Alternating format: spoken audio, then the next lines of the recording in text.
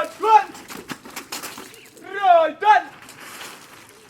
Items up. Please.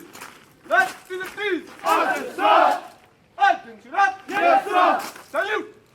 Drop. Salute. Drop.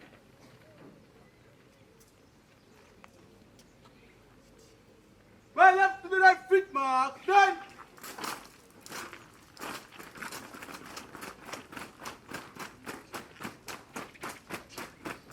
Banding, banding, clap your hands. Banding, banding, clap your hands. Clap your hands. Clap your hands. Banding, banding, clap your hands. Banding, banding, clap your hands. One or twice. Corporals, forward, move.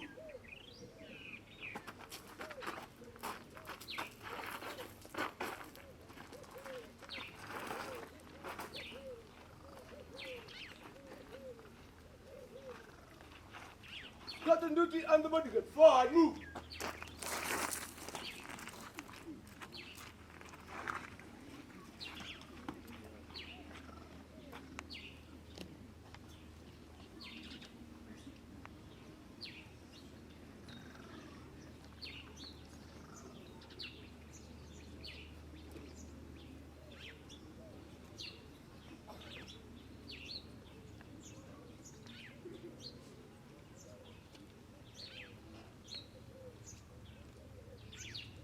Salute!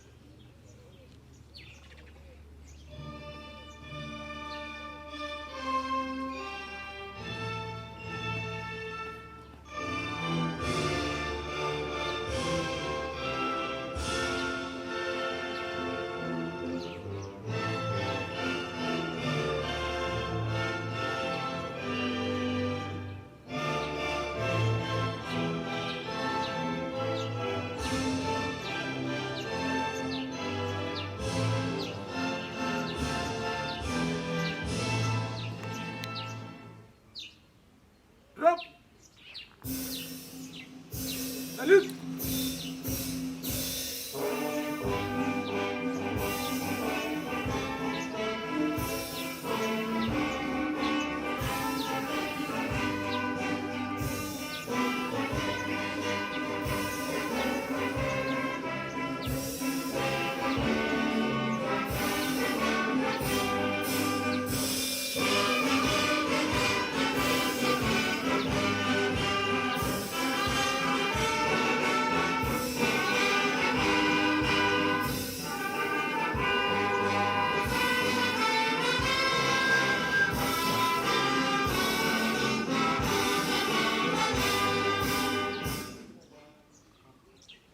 Drop. School anthem. Our Father who art in heaven, We praise, we worship you, for we want our school veranda. Give us seats of excellence, veranda, pursuit of excellence, pursuit, veranda, veranda, pursuit of excellence, pursuit of excellence. drop. Resume.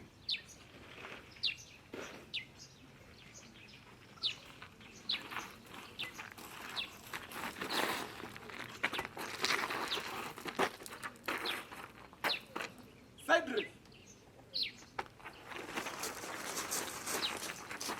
Drop. Right done. Forward move. Military about done.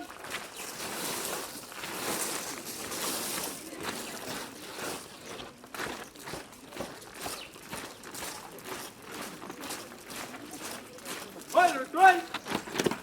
Right done. Military. Yes, sir. Military. Yes, sir. Attention up. Peace. Right. Peace.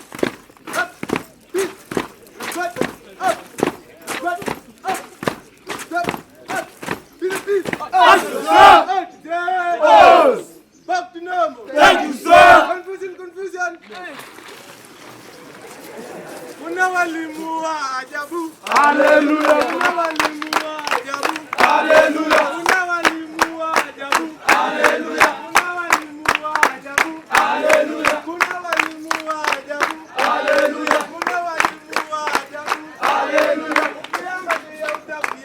Hallelujah.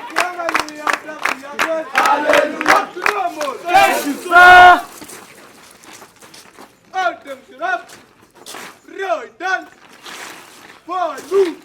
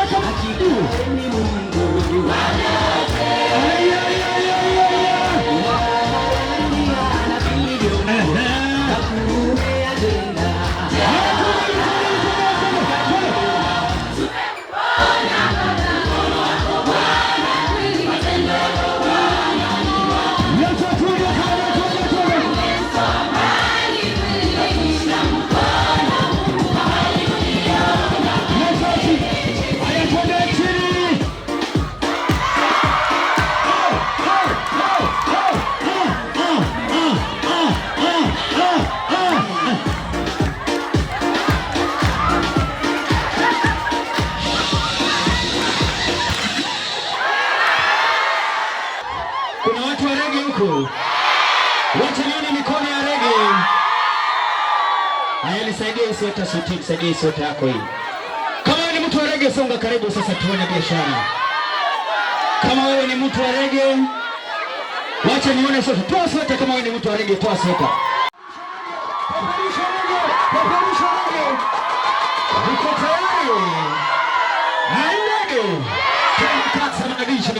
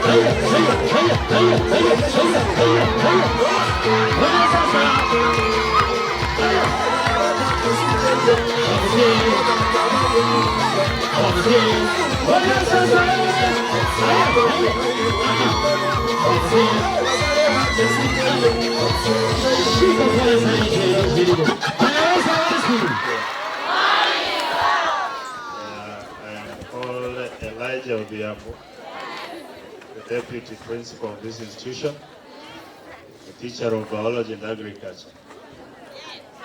Ile ingine ni nini? Tale. Ninapenda ugali sana.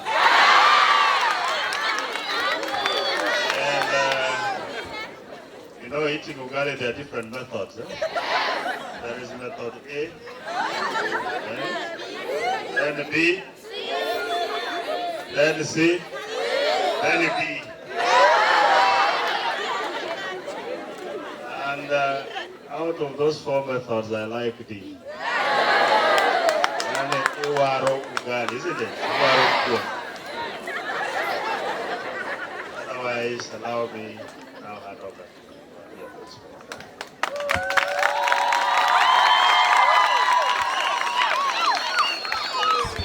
Karanda oye! Karanda oye! Karanda is the home of champions. Karanda is the home of champions. Karanda is the home of champions. Thank you very much. My name is Mrs. Jessica Sikuku, the second principal of Karanda Mixed Secondary School. I want to say Karanda is the home of champions, and the championship comes from talent and academics, all round, plus the fear of God. And so today is a great day for us. I want to take this opportunity to welcome our guest, AFRIKWEAR. I met AFRIKWEAR over 10 years ago, but we parted ways, so they crossed my path recently. And knowing that Karanda is the home of champions, and these students have been longing for this day. They did it once internally, but I felt today we go to a higher level. And by God's grace, when I reached out to the manager, he was quick. He has been very patient with us. I want to thank you because that's a virtue. Thank you because you go to national schools, you also go to sub-county schools. No wonder you have come to Karanda, the sub-county school, which is the home of champions. I want to take this opportunity to say I'm very happy. I'm a happy mother. Biologically, I'm a mother of 2, a boy and a girl. But for now, I'm a mother to over 1,000 children, teachers included, and I'm a happy mother because I've not family planned. So from here, each one of us will go out there and make a difference. I want to say, our guests feel at home. We are very peaceful and highly talented. You will like your stay. Thank you for coming. Let us clap for our visitors. Thank you for coming to Karanda. I want to say, God willing, we will do this annually so that the talent grows. But as the talent grows, we are also here because of education. And education ranges from bookwork to talent and so forth. I want to take this opportunity to thank my colleagues, the teachers, who are the experts, who are working with me to make Karanda the way it is. Colleagues, I'm very grateful for your support. God bless you so much. Students, can we clap for our teachers as a way of appreciating? Now, I want to again thank everyone. I'm requesting that we enjoy the day. Kusikuwe na makasiriko. Let us just enjoy the day, but within the confines of our school. Even when you dance well, knowing you are a student. You dance well, knowing you are a teacher, within the confines of an institution, so that we are orderly. Otherwise, my talent,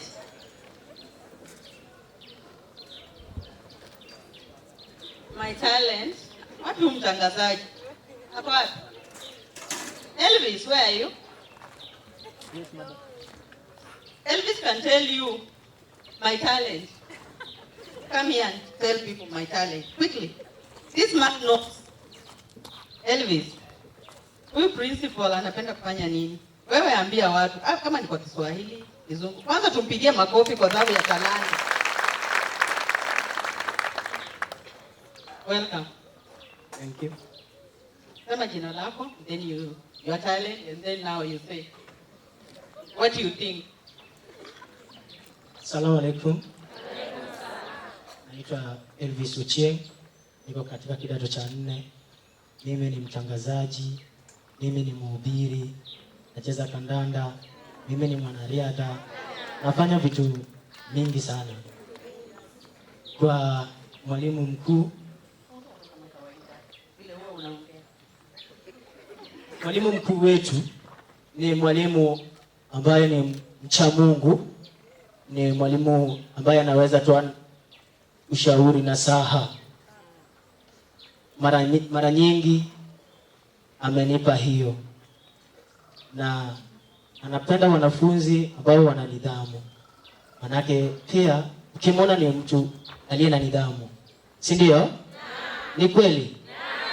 Asante. Tumpigie makofi. Mara nyingi huwa Yesu aliuliza wafuasi wake kwamba who do people say I am?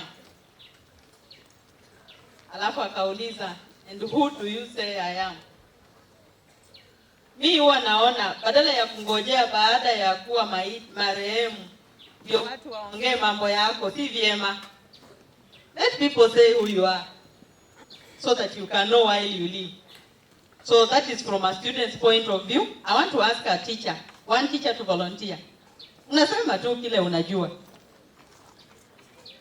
Yes. Leo ni siku ya talanta. Mwalimu wetu mkuu, ninavyojua talanta yake, yeye ni mwimbaji. Kuna wakati ametuongoza katika nyimbo. Ukiingia tu kwa shule hivi kama wewe ni mgeni, you are able to see who the principal is depending on one or two things. Because the way the watchman welcomes you, the way the office welcomes you, the way the students laugh, it just shows you the character of the person leading them, and that is by God's grace. So I want to say it's a beautiful day. Tutajienjoy, tutafurahia. Our chief guest is on the way.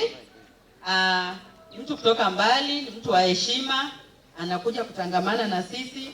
Naomba tu siku ya leo ikuwe siku ya furaha. I'm also requesting our guests to enjoy yourselves. Don't just entertain us, enjoy yourselves. God bless us all. Karanda is the home of champion. Karanda is the home of champion. So God bless Karanda. Tomorrow we are going to compete because of talent. We are hoping for the best. Thank you very much.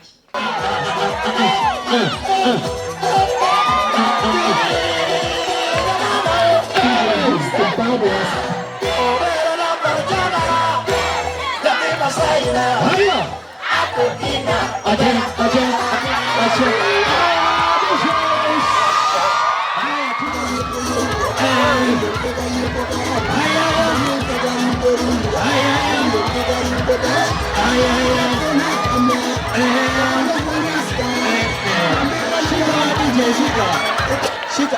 Kuna mwalimu hapa badala ya dance alileta comedy, kuja mwalimu.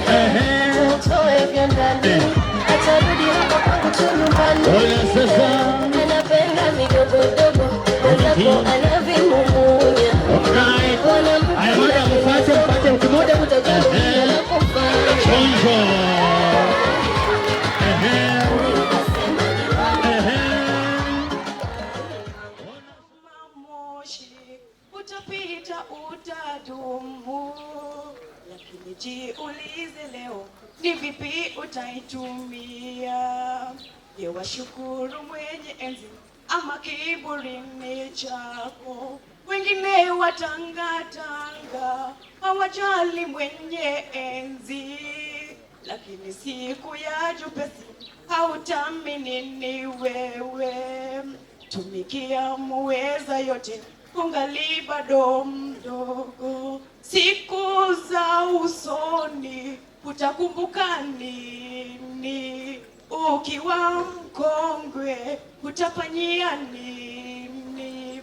Leo bado kiburi kwako umemsahau Mungu. faida gani utampea kama umemtoroka? Shetani anatuwinda, ataka atumalize. Yule atakayengojea atajikuta shimoni. Angaza nuru liyopewa, usingize kwenye chombo. Siku za usoni utakumbuka nini? Ukiwa mkongwe utafanyia nini? Leo bado kiburi kwako umemsahau Mungu.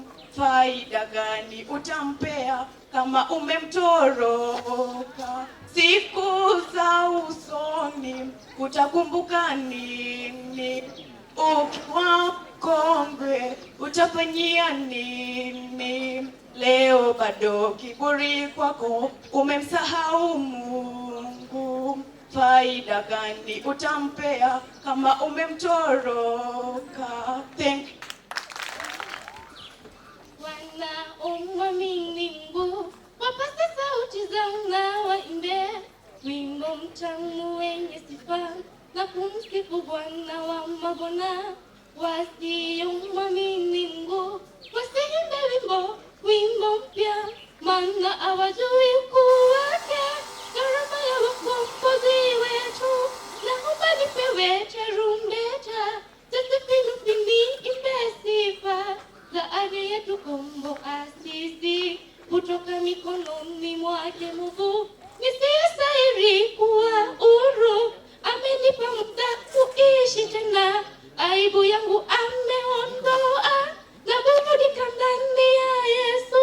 Naomba nipewe tarumbeta, tasifini imbe sifa za ari yetu kombo asisi kutoka mikononi mwake Mungu. Nisiyestahili kuwa huru, amenipa muda kuishi tena. Aibu yangu ameondoa, na burudika ndani ya Yesu. On the stage is Selina, ready to present for you a song entitled Yengadera.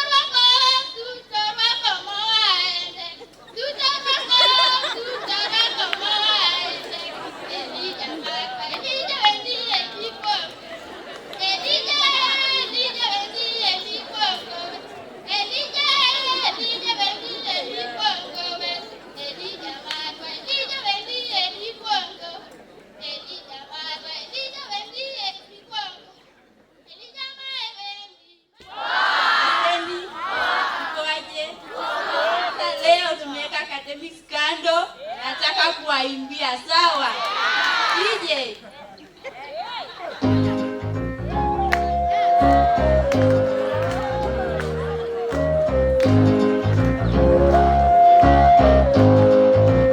Mastarima.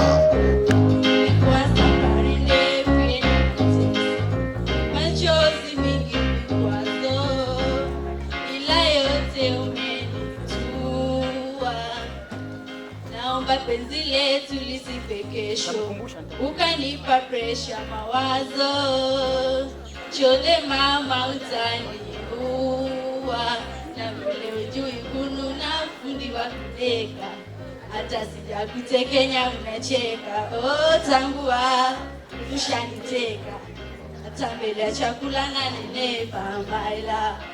salama ikiwa na wewe, hata kama na shida na sahau, sura kama malaika na wala hauringi kwa dharau. Lawama acha nipewe nitoke duniani angalau, kuliko ukanyanyasika, ilo mpenzi sahau. Mio mi amor, my love, te amo, I love you, baby, I love you. An empty house, a hole inside my heart. I'm all alone, the rooms are getting smaller. I wonder how, I wonder why, I wonder where they are. The days we had, the songs we sang together, oh yeah. And I, my love, the pause remains forever. Reaching for the love that seems so far. So I said a little prayer, and of my dreams to take me there, where the skies are blue, to see you once again, my love. Overseas to coast, to find a place that love the most, where the fields are green, to see you once again, my love.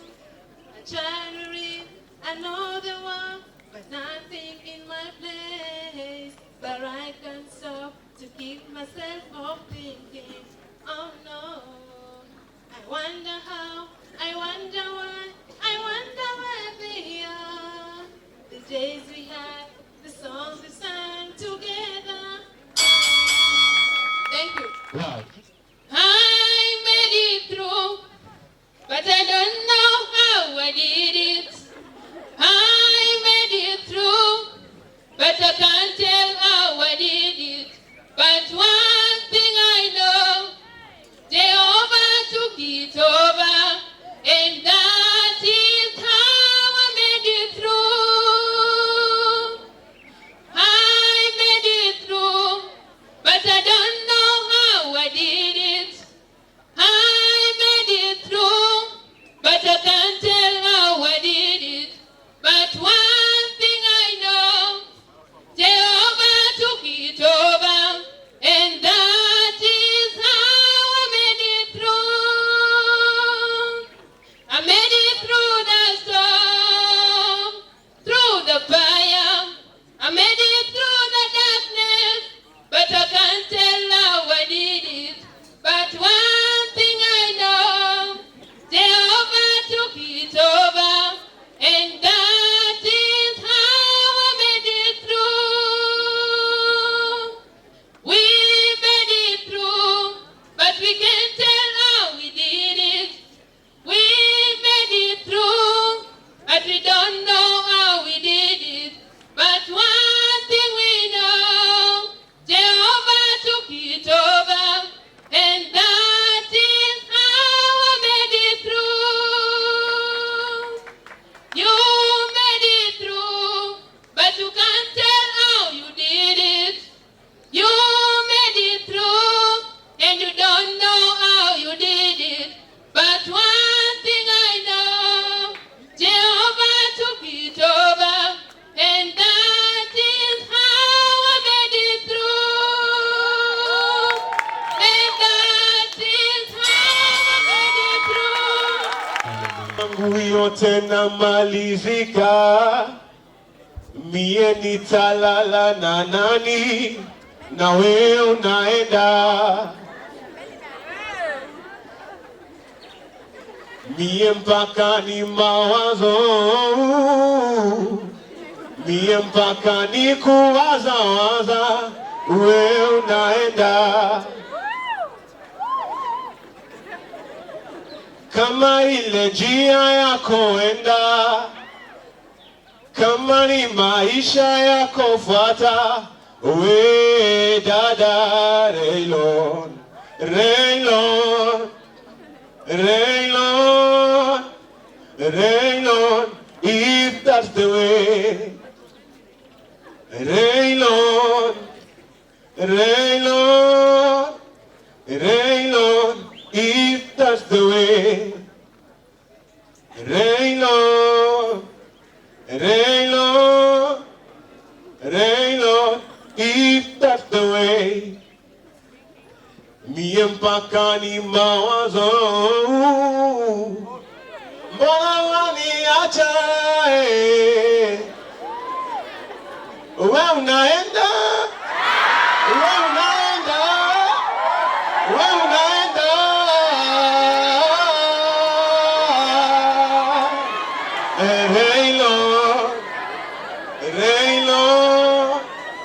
Rain, Lord, if that's the way.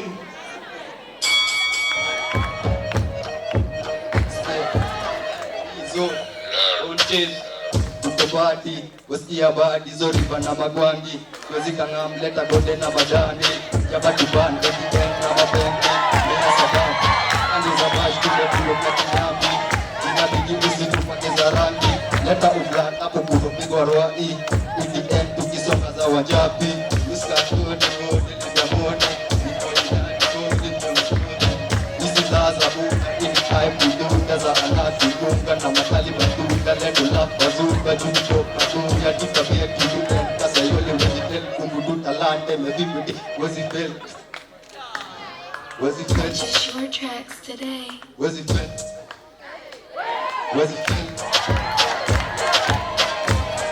yeah but tena sitaki maji tunataka vinywaji madawa mbalimbali jipati bila makali sipati pati bila makali sipati bila madawa sipati Zomboke awadaika dini ndio kona tre ozile tuzakena isada sana Zomboke na wadaika bana deni yangu na menda kona price kama zile tuzakena Pilton bana na polisi sana baba ndo mzazi na sindo kijamu ai kijamu ndio mabazula Kamutuka na ndai kako kakasi kubishe na magani wa dama kizani kagumba ai Yaba song ya Kijaluo kunisenga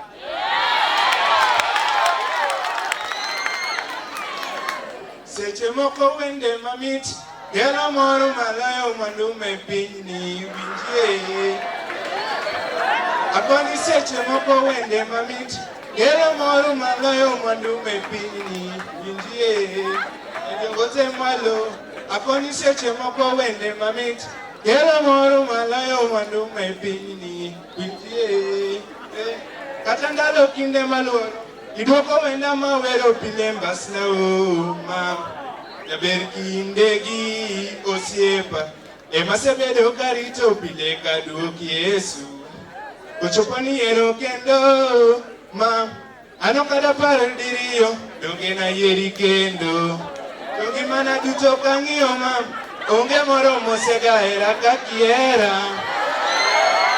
Mio kawuoto gigi nyathina Ana makloti mondi konya wuotho mbasna Kauyo gike na mnyathina Ana tuye ng'eya mondi konya kwang mbasna Kata kalwenye ng'eny magoyowa Ana bedo kuma monda humi pile mbasna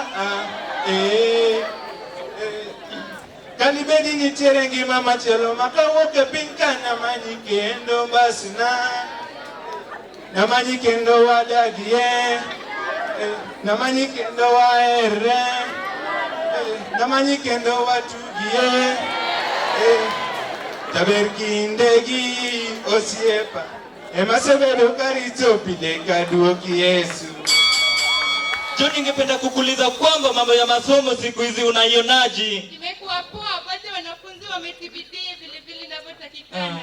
Pia nikitiki mazingira yetu tuna maendeleo zaidi. Maendeleo kume nice. Sana. Tuko sure zina nice. Tukilike zina nice. Karanda ni shule bora lakini si bora shule. Sisi wanafunzi Kidiranda tunapendana juu shule moja. Taka kujua mengi kuhusu familia moja, tafuta prinsi akwambie. 1 month 1 year ikipita tuna maendeleo kama vile mtihani tunapita. Shule Jo, Karanda inajivunia kuwa namba moja na hii karanda yetu ndo maranda hii Nyando, na tuna prinsi ambaye ana upendo na tufundisha kuwa na heshima na wenye bidii. Hola, champe. Ndani ya miyama champe. The only maranda in Nyando, walimu tunao, vitabu tunao, basi tunao, wapishi tunao, nini hatuna, talanta tumepewa, baraka kwa Mola, karanda haipigwi. As a home of champion, what? Jijini X on the beat. Masomo ligi, masomo ndiyo bigi. Uliza prinsi, atakushove ni bigi. Na aparanda, kondensi, venaromen. Tabidi tumeti, tukitiri mpaka bie. Masomo ligi, masomo ndiyo bigi. Uliza prinsi, atakushove ni bigi. Na aparanda, kondensi, venaromen. Tabidi tumeti, tukitiri mpaka bie. Kama kawa, remedio kawaida, kuna moda na spin. Kikangware kuna tebe kama kawa, remedio kawaida, kuna moda na spin. Weba dalusikuna kama na kapenzini wa hata kuna stigonda watoka, stigo za mavela, moshi za makada kuna vile zuni zaga, oteana ni mad. Chizi mkoba mbili, mini stamina wakuji cheki, masomo real, mi hapa na ifeel, ay, ni kama hill, mi hapa na ikuwa, jo, misi manga, juni kona idea, adi swali toke gani, kuna stigonda kitako mbogi, wadmina ni nani stambogi la homa kozadi pana gwanji. Dizani nganga sotan kupesa dako, tuja kuplesa kapako iflow sana, ay, koroka shitena chungi, dizani ya chizi kapela na tena arifa gani, ina likuwa cheki, masomo real, na tena pin na jika na will. Masomo ligi, masomo ndiyo bigi. Uliza prinsi, atakushove ni bigi. Na aparanda, kondensi, venarome. Tabidi tumeti, tukitiri mpaka bie. Anja karanda, ahero book sana. Stori za masomo nimeshika kwenye akili. Stori za hesabu nimeshika kwenye diaba. Mimi nimeokoka, napenda ngatu Mungu. Stori za lugha nae zinakuanga tupiti. Walai zikinae tukipasa tutapenda vuta ganja. Jomoko lunga givo, jomoko denda aizo. Jumiso, molangu iko fiti zinadunda dunda. Masomo ligi, masomo bigi. Uliza prinsi, atakushove ni bigi. Na aparanda, kondensi, venarome. Tabidi tumeti, tukitiri mpaka bioteki. Sawa ndo upe na vile na DJ.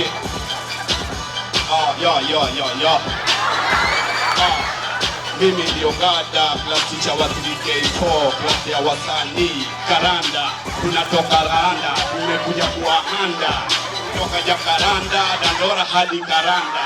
Ukiwa hapa, ukiwa rada. Hatutaki madeni, kulipa na mapeni. Niwaeleze, hapo vipi? Mikono juu, mikono juu. Ili nifanikiwe nahitaji marafiki. Ili nifanikiwe zaidi nahitaji maadui. Siwezi uwamene kwa nyundo, takuwa na umiza mikono. Hapo vipi? Hapo sawa. Hapo vipi? Hapo sawa. Ukimwaga mboga na mwaga ugali. Hapo vipi? Hapo sawa.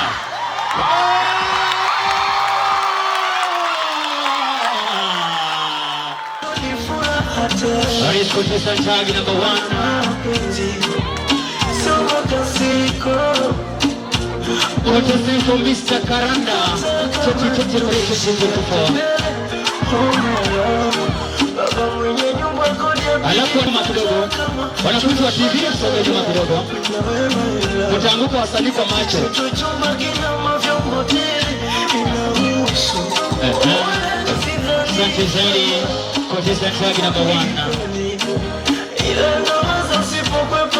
Kijana mpole. Asante zaidi. Number 2. Siku zinavyozidi kwenda, najiona kabisa nitakufuru.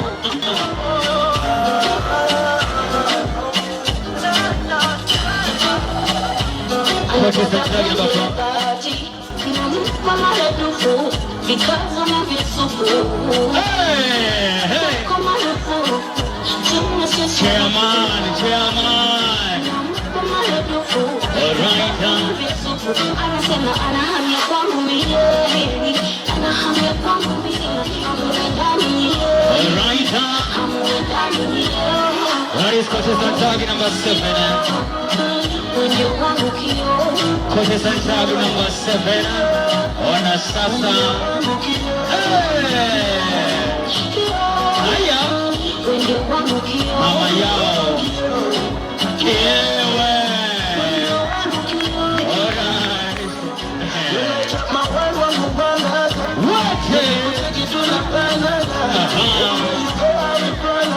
Ona sasa Niweshikia katiba nitasoma sijakoma Mungu Batman na watasoma watasoma Niweshikia katiba nitasoma Niweshikia mimi kwako sijakoma Mheshimiwa Roy watasoma nimeamua na hali ya kwako mie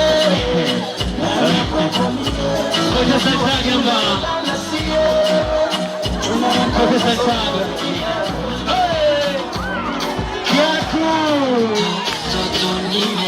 Kiatu ya online Alinapata Instagram Aya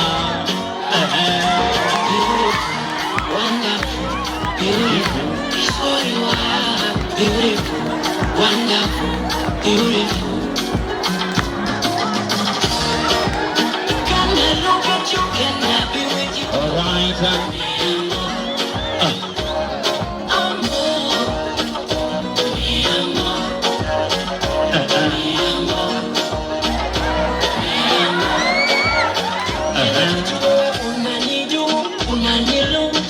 nitakwenda wapi kama moyo kangu unanidu unaniconfuse kwani wewe unanikitu wewe unanidu unanilo nitakwenda wapi kama moyo kangu unanidu unaniconfuse naona smile pole pole nikudekeze ndani ya kifuani soko bedana mama jamaa scout imebidi arudi kipenda tuliko tumadai wote machifu oh yo yo my baby, oh yo yo yo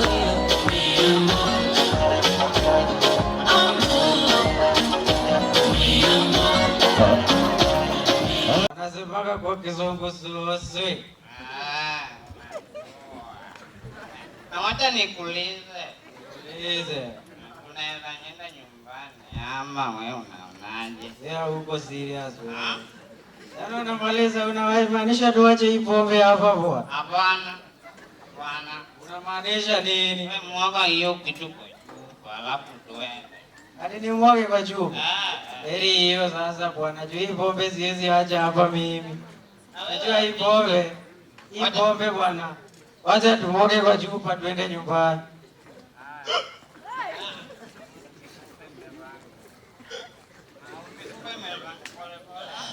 Sasa nyumbani bwana. Hii pombe tuache hapa sisi. Sasa ngoja kwanza unataka kufanya nini hapa na pombe tumejua. Nani ametimba dunia? Wewe unaona zako bwana. Hiki hapa naona shimo. Iko hapa bwana. Wewe.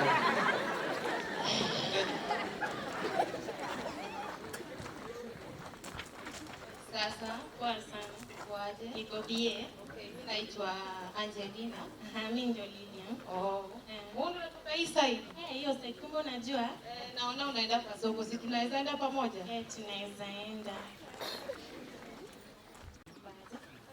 Poa. Na nyumba yako? Nyumba yangu iko poa. Ni vita tu. Uko serious? Vita ni poa. Vita ni tamu. Unataka mtu wa vita? Napenda vita. Unajua nini? Niambie. Nataka kukuambia. Yule rafiki, yule mtoto wako wa mwisho. Huyo mtoto si wako. Huyo mtoto ni wangu. Kwa nani na yangu? Huyo mtoto si wako. Wacha pia mimi nikwambie. Niambie. Ule mtoto wako wa mwisho wa hivi. Unamjua? Huyo ni wangu. Yetu. Nitengeneza masikio. Ndio sababu. Oh. What? So you are the reason why my husband is not coming at home nowadays. Acha kujifanya hapa na Kiingereza hata sijui umetoa wapi. Mami? Na wewe unanijua. Na wewe unanijua. Na wewe unanijua. Na wewe unanijua. You must beat me. You must beat me too. You must beat me too. What do you have that I don't have? What do you have that I don't have? Yes. I know. And if I am. What do you have? I am not. You must beat me. And you must beat me too. Teach your husband. So for the cause of this problem, teach your husband. After pregnancy,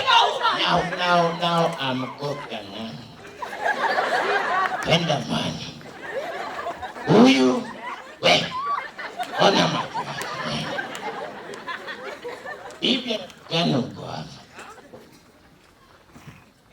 Ding, a fight.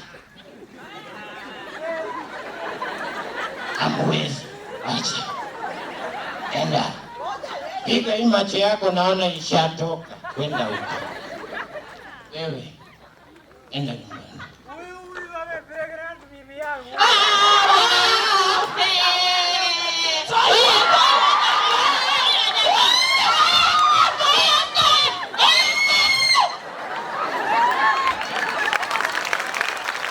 About Angelina, who gets married to Okello, and Okello is a friend to Jackson, but Jackson pregnanted the woman of Okello, and also the woman of Okello gave birth to a child of Jackson. So, principal.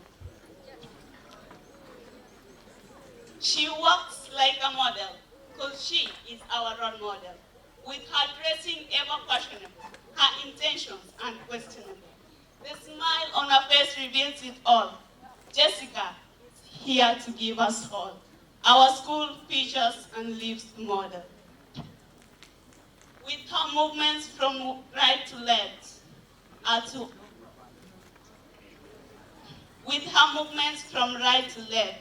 to search and offer us the best. Nobody can hate mom indeed, daily improving what in need. From white to super brown, she turns our breakfast with a change of menu, not to allow us fast. Champagnes are growing so fast. What a mother, with trees planted everywhere. Good thing, Karanda will be mentioned everywhere. The bus, the walls, all for a purpose. My dear champions, let us hold her hands, for he is our mother, and you never let her down in anything that you do, even in results. Thank you.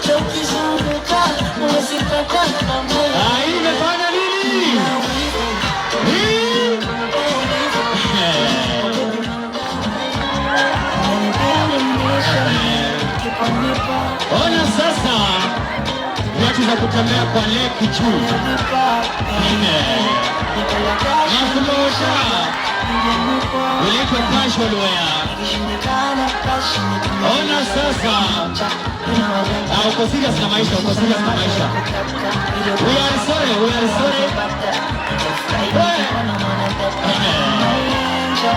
sasa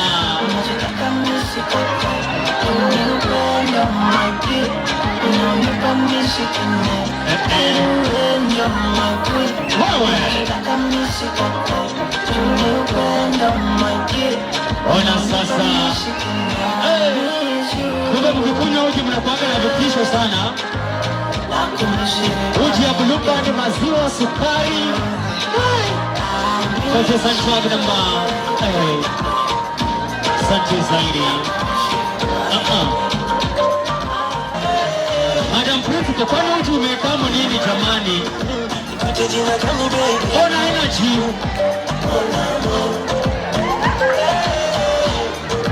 Konsolata Jambo, unaenda na mwalimu tafadhali hapo kwa gate. Konsolata Jambo, unaenda na mwalimu kwa gate.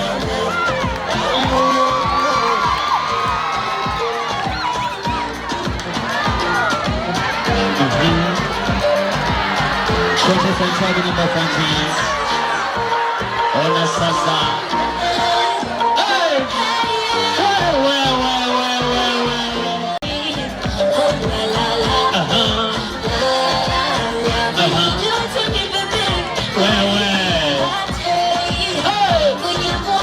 Ona sasa koti wewe.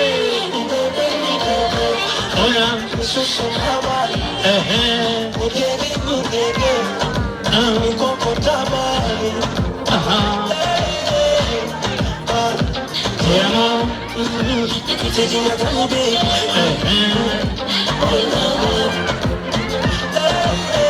Ona sasa.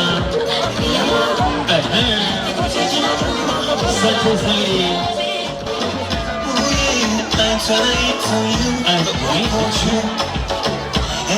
I can't take my eyes off you. Shine so bright. Girl, I noticed you for fun.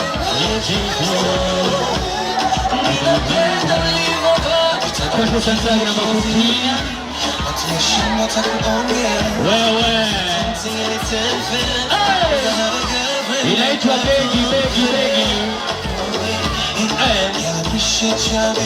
Sasa. Wow.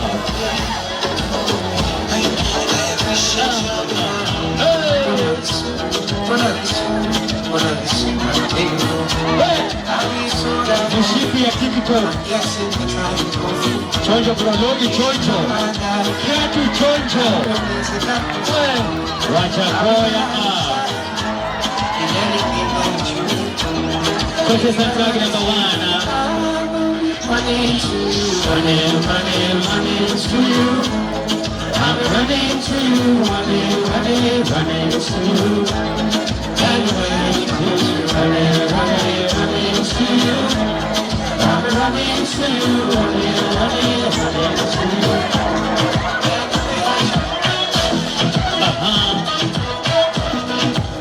Ona kiatu. Panagia story. Ona kifua wewe. Hey, soja.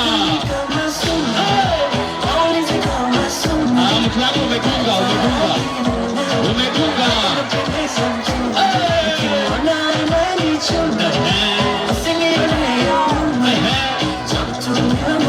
Inaitwa chess. Wanafunzi advert tafadhali. Onana na mwalimu. Wanafunzi advert. Onana na mwalimu. Ona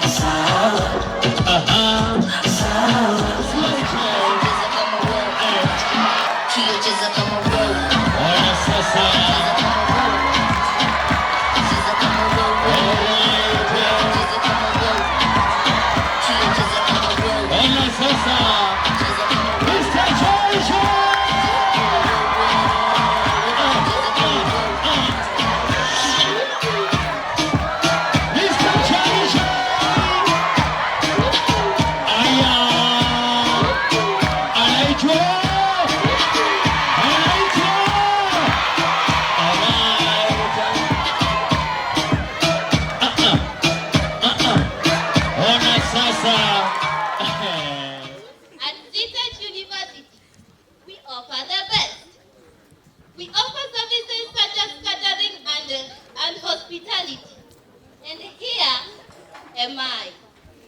Are you sick?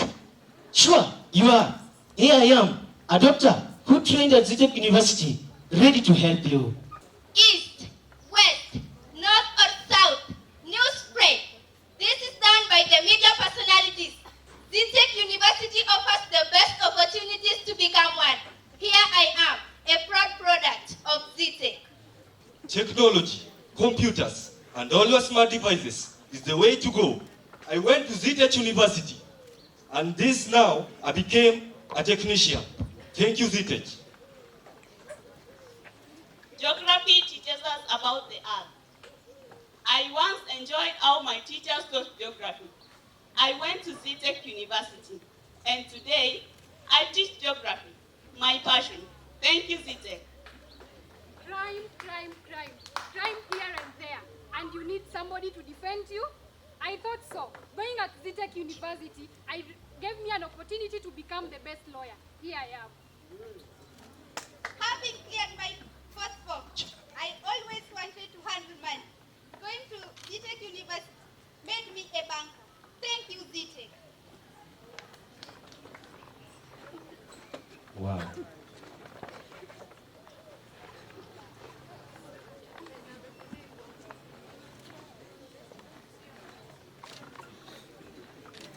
Zitek University, developing careers.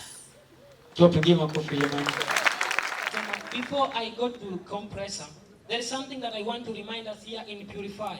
Remember that when the impurities are not removed, they may otherwise poison the catalyst, making the catalyst least or inefficient.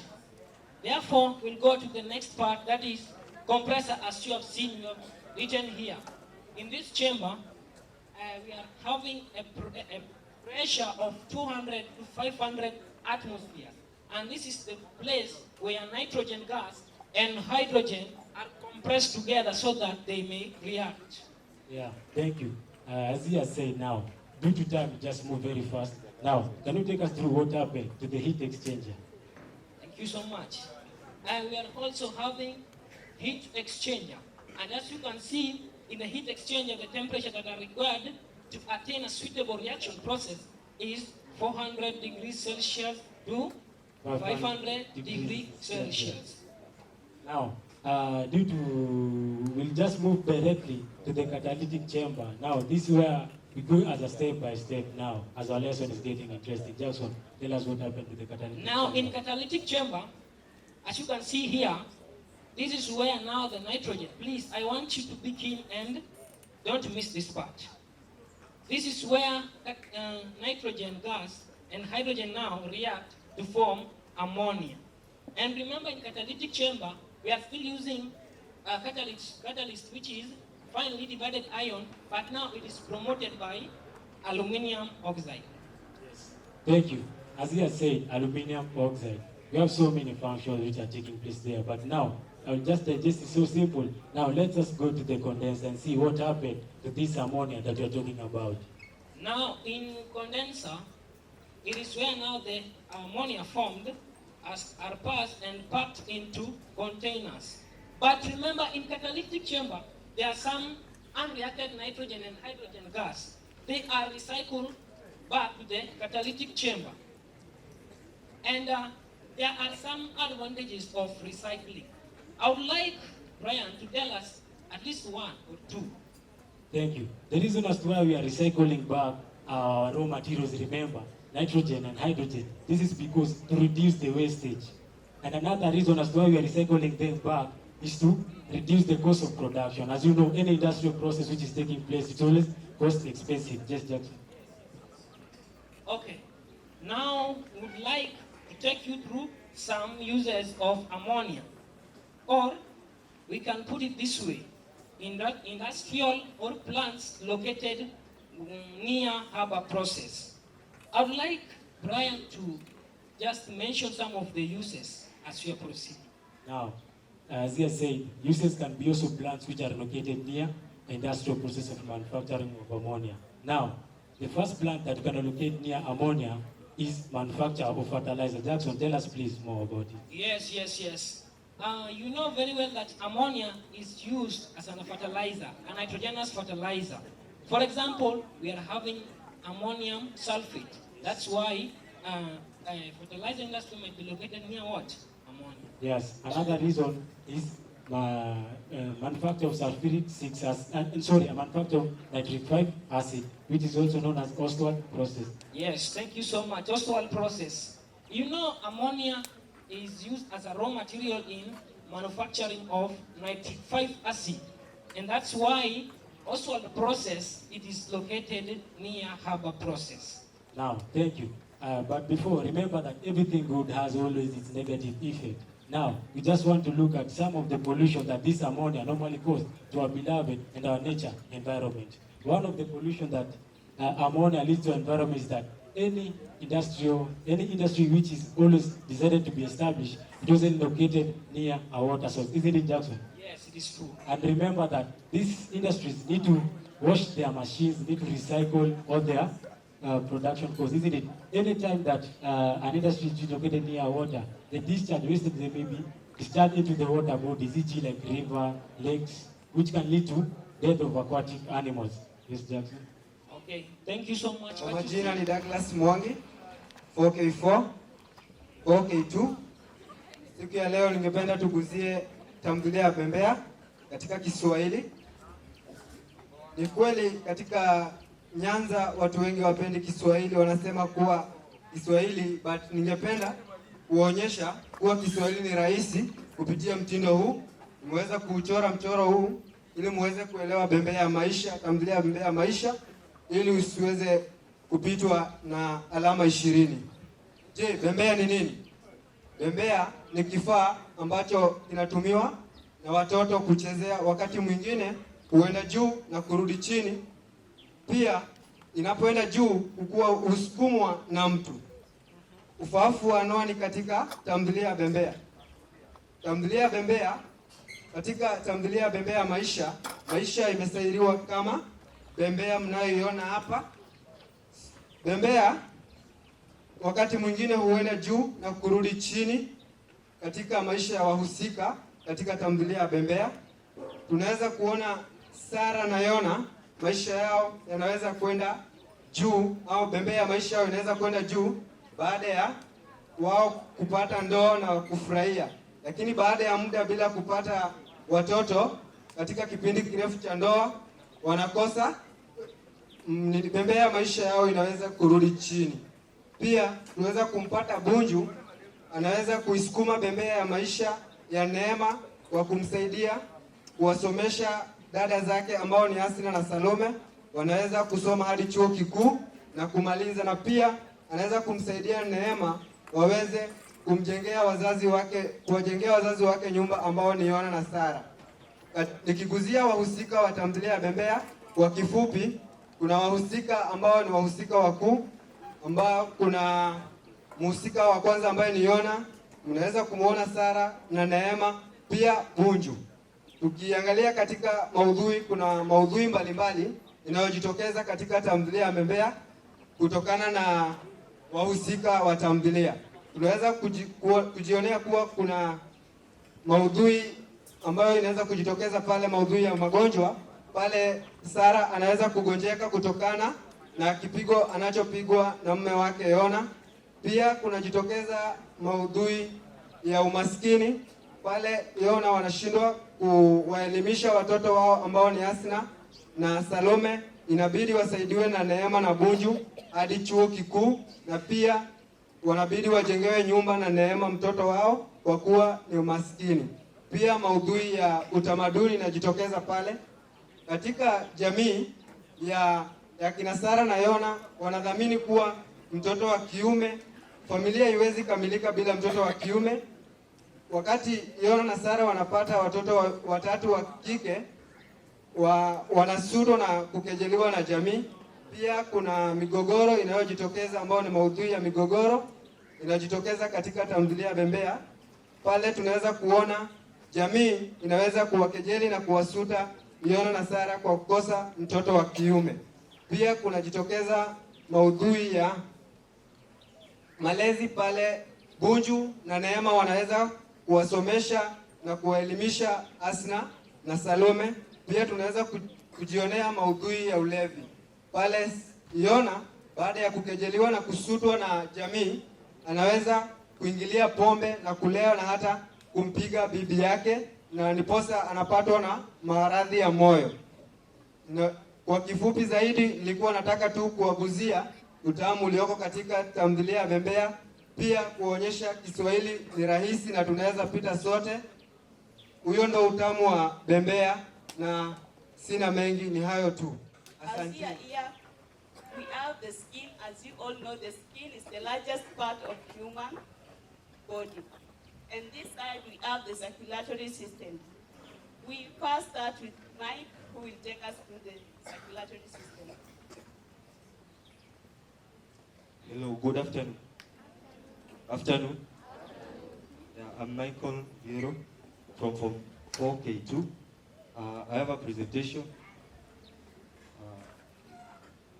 of a circulatory system. It is actually found on a topic known as transport in plants and animals.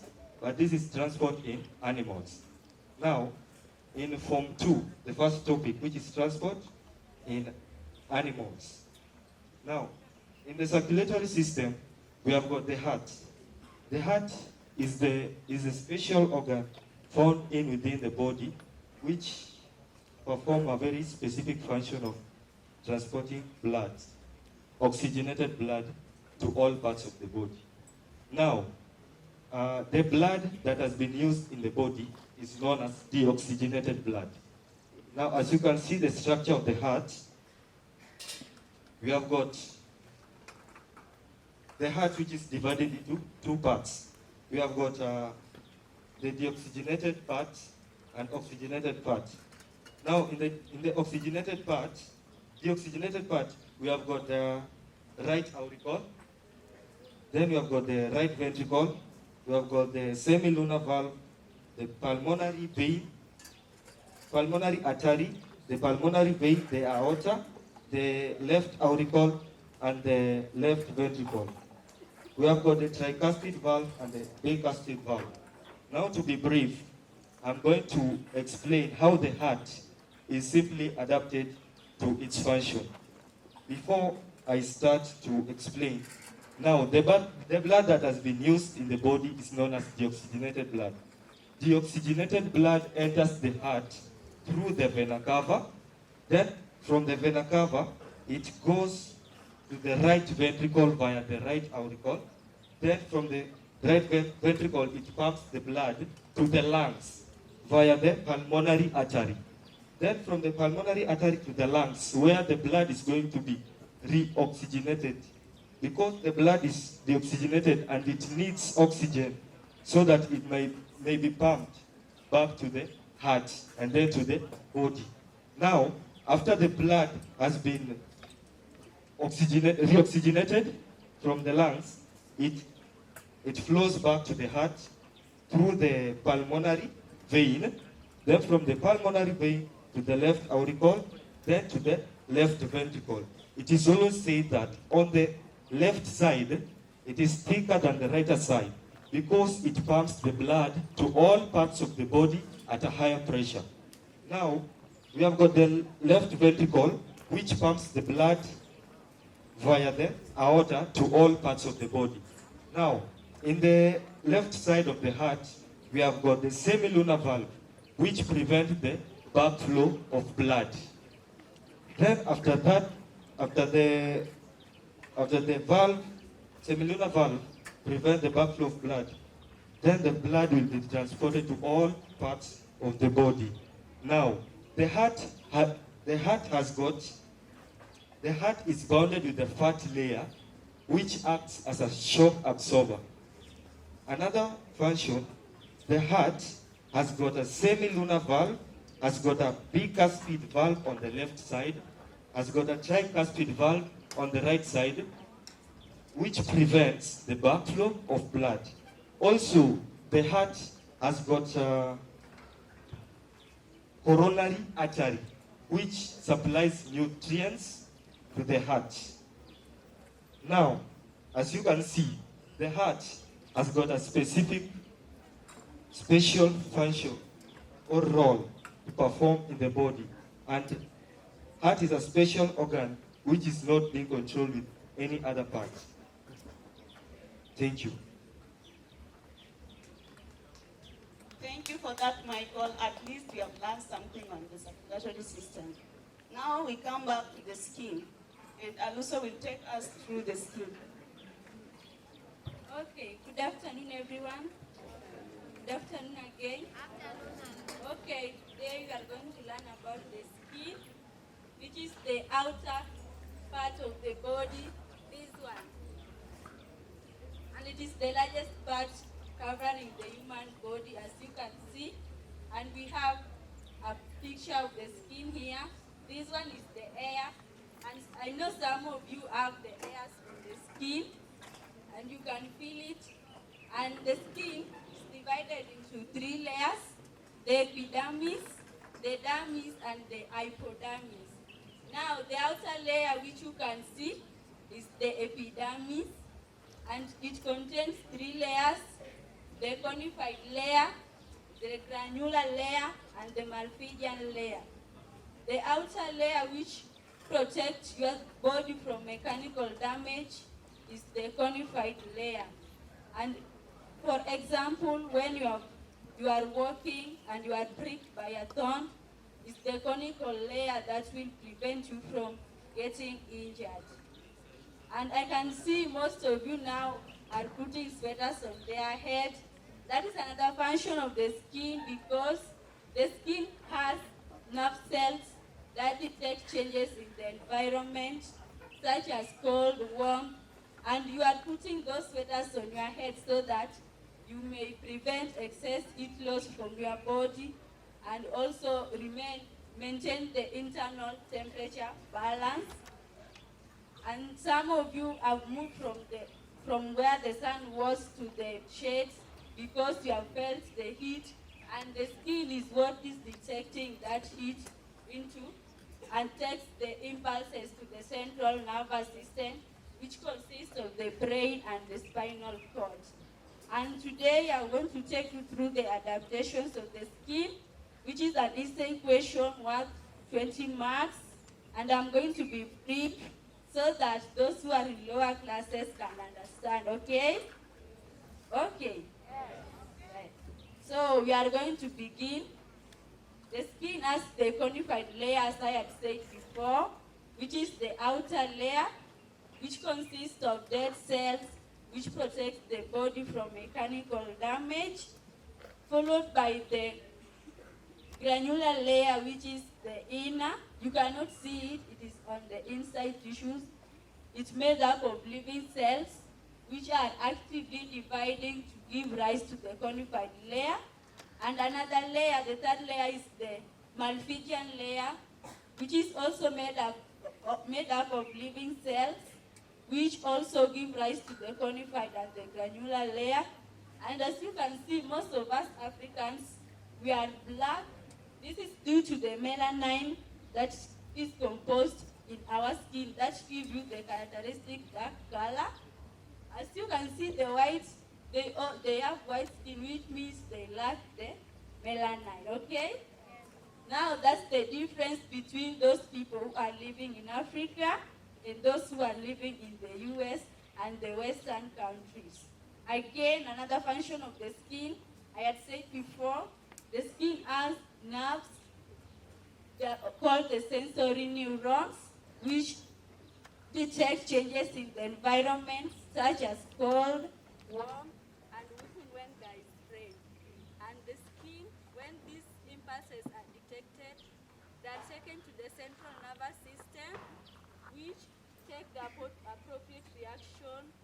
As I said, the central nervous system composed of the brain and the spinal cord. That's why when it is cold, your skin will detect that it is cold and check the impulse to your brain, and you will respond appropriately by wearing a sweater, okay? Yes. And another function of the skin, if you look at your skin now, you will find out that there are some blood vessels which are being seen on the skin. Can you check on your hands? Are you seeing them? Yes. Okay. Those blood vessels have a role that they perform in your skin.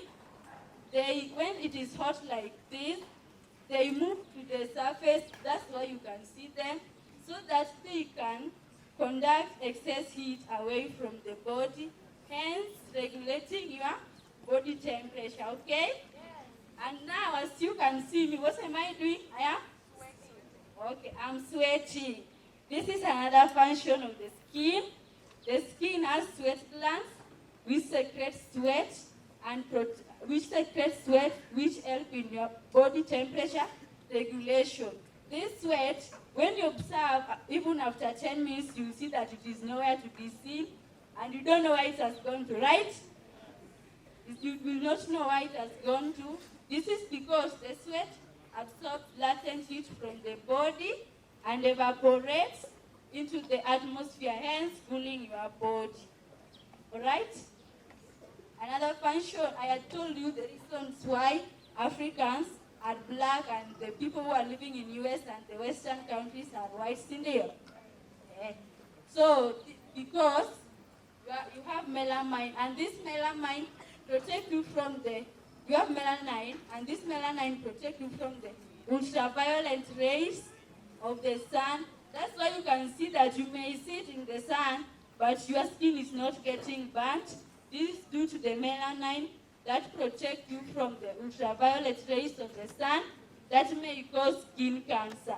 And this explains to you why those who are living in the Western country and the US are always covering their bodies to prevent them from being burned by the sun, because they lack the melanin.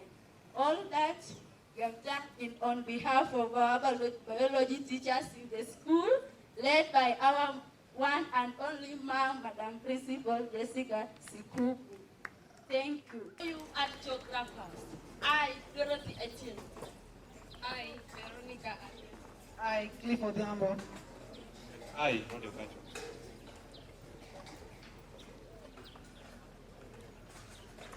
Geography, geography, geography. Think about the solar system. Think about the oceans and seas. Think about the agriculture. Think about the industry. Think about the fishing. It's all about geography. But what is geography? Yes, what is geography? Geography is the scientific study of Earth as a home of man.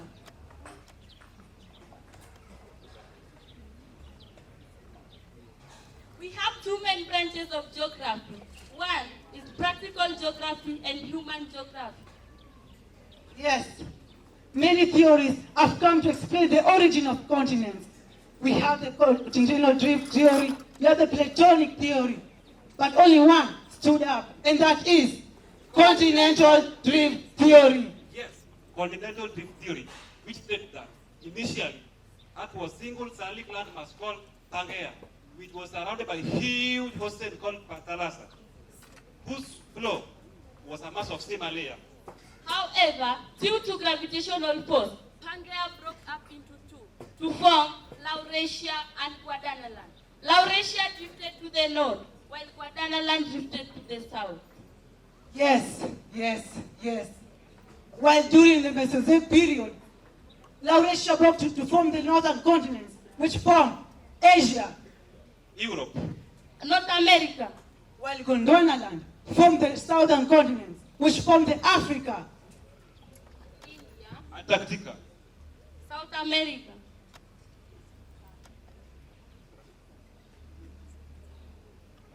Other than the origin of continents, geography also explains the origin of the earth. And there are two theories explaining the origin of the earth, namely the passing star theory and the nebula cloud theory. The passing star theory, which says that a star with greater gravitational pull than the sun passed near the sun, throwing off some hot materials in form of a gas. The materials split into portions, cooled and condensed to form planets set in their orbits, and that is the passing star theory. Other than the geography world, we also have to recognize the presence of our geography teachers, and that is Nam Haynes, Miss Lydia, and finally, Miss Grace Odino. Thank you, and that's the world of geography. Substances. Let us check Form 3 organic chemistry, chemical properties of organic chemistry. Let us focus on alkanes. As we all know that alkanes are unsaturated. They will burn without producing soot due to they have single bond. Let us focus. When you see welding, you may think welding is just fire. And according to the application or uses of oxygen, we come to realize that when we mix oxygen and acetylene, it produces an hot flame used in welding. Where is this acetylene come from? Acetylene comes from reaction between calcium carbide and water. During the reaction, there is release of calcium hydroxide and ethane gas, which is being burned with a blue flame, which is about 2000 degrees Celsius. How can we make this calcium carbide? Suppose you are provided with calcium metal and crucible and any allotrope of carbon. You can just make calcium carbide by heating your calcium in an open crucible. After heating calcium, it will react with the active part of air to obtain calcium oxide, which is a white powder. This calcium oxide, you will put again in an open crucible, react it with crushed allotrope of carbon, which can either be graphite or coke. During the heating of calcium oxide with this allotrope of carbon, there is release of carbon dioxide, which may be poisonous to your respiratory system. So it is advisable to carry this heating process in an open air. After heating, this allotrope of carbon with calcium oxide will obtain calcium carbide, and make sure you put the required amount in a tight glass bottle, because the reaction of calcium carbide with the water will be exothermic, and hence we will not use plastic bottle. After this, when you add water, the reaction will start immediately. Make sure you close the bottle tightly so that the gas can accumulate inside that bottle. And then a vent remaining. If you light the vent, you will realize that a flame which burns with a blue flame is unsaturated, since we can use this flame in cooking purposes because it's non-sooty. And then second application is that acetylene mixed with oxygen to produce an hot flame used in welding and cutting of metal. So you can try inside the laboratory. We as chemists, we are good chemistry students. We have do a lot of research concerning this project, and it can work. Thank you. Second thing, I want to speak about a mathematical topic in Form 2, which is known as indices. Indices is just the plural of the term index. And when I say index is just the subscript number after an element. And an element in that case will refer to the base. And the index will refer to the power raised to that base. Indices is a method used to represent big numbers. For example, 100,000 can be represented as 10 raised to the power 5. Under indices, we have some few rules and laws which help us solving the indices problems. Rule number 1. If any number, which in this case are represented by letter A, will be raised to power 0, then the answer will be 1. Rule number 2.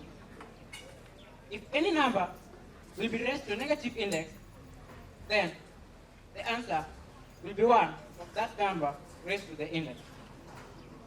Positive in that case. Rule number 3. If any number raised to a different index is being multiplied by the same number raised to another index, then the answer will be that number raised to the sum of the two different indexes. Rule number 4. If a number is being divided by an index, and the number, if a number is raised to an index and being divided by the number raised to a different index, then the number will be the same as the same number raised to the different indexes. In that case, it will be, if a raised to power x is being divided by a raised to power y, then the answer A will be raised to, in bracket, x minus y. Rule number 5. If A raised to power x being multiplied by b raised to power x, then this can simply still be, in bracket, a times b raised to power x. Rule number 6. If A has been raised to power x, and the answer again has been raised to power y, then that can still be a raised to power xy. For an example, we'll apply our rules in simplifying an expression here. This expression reads 30 raised to power 2 over 5 being multiplied by 1 over 9 raised to negative 2. In that case, we'll go to rule number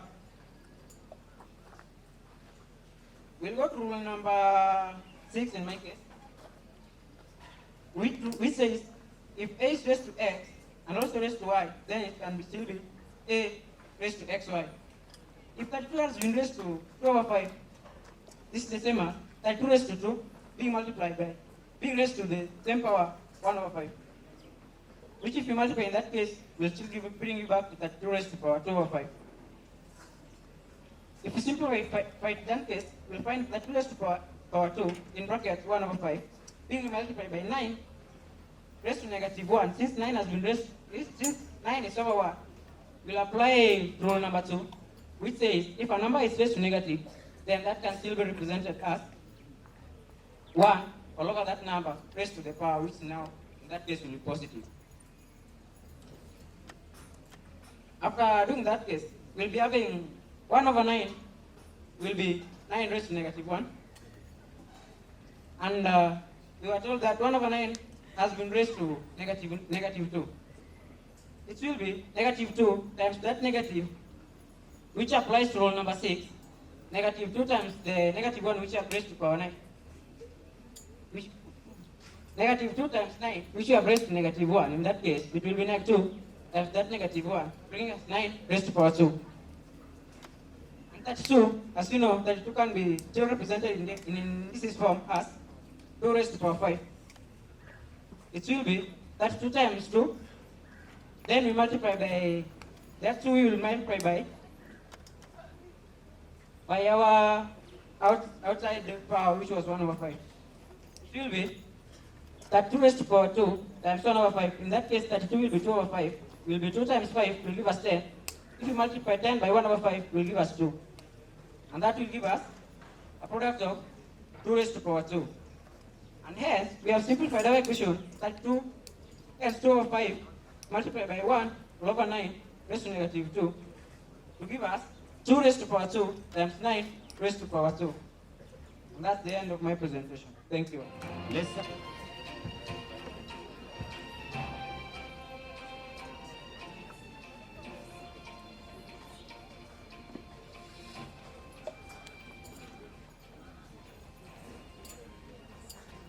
Jambo na karibu mtazamaji katika dira zetu za leo. Langu jina ni Bwana Salim Kiberenge. Hizi ndizo habari zinazochipuka toka chumba chetu cha runinga cha habari ya Tabora. Vidokezo. Maandamano nchini Kenya, ama ukipenda Sabasaba. Tamasha katika shule ya upili ya Karanda. Habari kamili. Maandamano yaliyofanyika mnamo tarehe 7 mwezi wa 7 mwaka wa 2023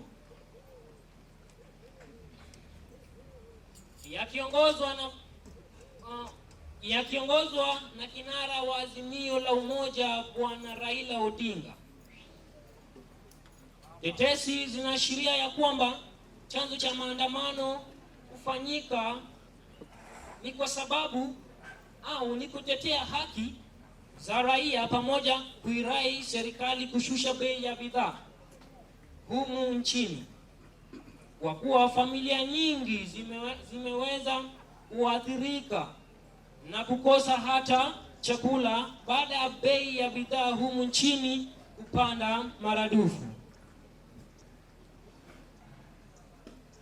Wanabiashara wanalalamikia haki za mali zao kuharibiwa na waandamanaji hao. Nikijiunga na ripota wetu akiwa kaunti ya Kisumu, Bwana Mabati Simba, kama ananisikia basi atuweze kueleza kwa kifupi kuhusu kinachojiri kwa sasa. Naam, nakupata vizuri sana Bwana Kiberenge Salim, nikiwa katika kaunti hii ya Kisumu katika soko la Kibuye. Hapa niko na wanabiashara mashuhuri ambao wanalalamikia bei ya bidhaa kupanda humu nchini. Wacha basi tuweze kupata mwanabiashara mmoja aweze kutujuza malalamishi yake kwa rais wetu wa Kenya ni gani, ama angependa ufanywe aje ndo bei ya bidhaa humu nchini iweze kurudi chini. Karibu. Asante sana sponsor wetu. Mimi nilikuwa nataka Ruto arudishe kwanza huko finance bill. Walituchoma waka walilipwa. Kunajua kwa nini? Juu au kan nini naitwangaji. Kwa kifupi zaidi mwanabiashara wetu, unaona hao wamepandisha bei ya oil ya petrol. Sasa unajua kila kitu inaenda na petrol. Ukipandisha bei ya petrol ni kama kupandisha bei ya unga. Sasa sema hata saa hii kukula unga noma. Sawa, huyo ni mwanabiashara katika soko la Kibuye hapa Kisumu. Anaweza kutujuza kuwa bei ya mafuta imeweza kupanda. Pia anasema chakula, pia bei ya chakula imeweza kupanda. So angeomba serikali ya bwana ama Daktari Ruto iweze kushusha bei ya bidhaa. Wako studioni bwana Kiberenge Salim.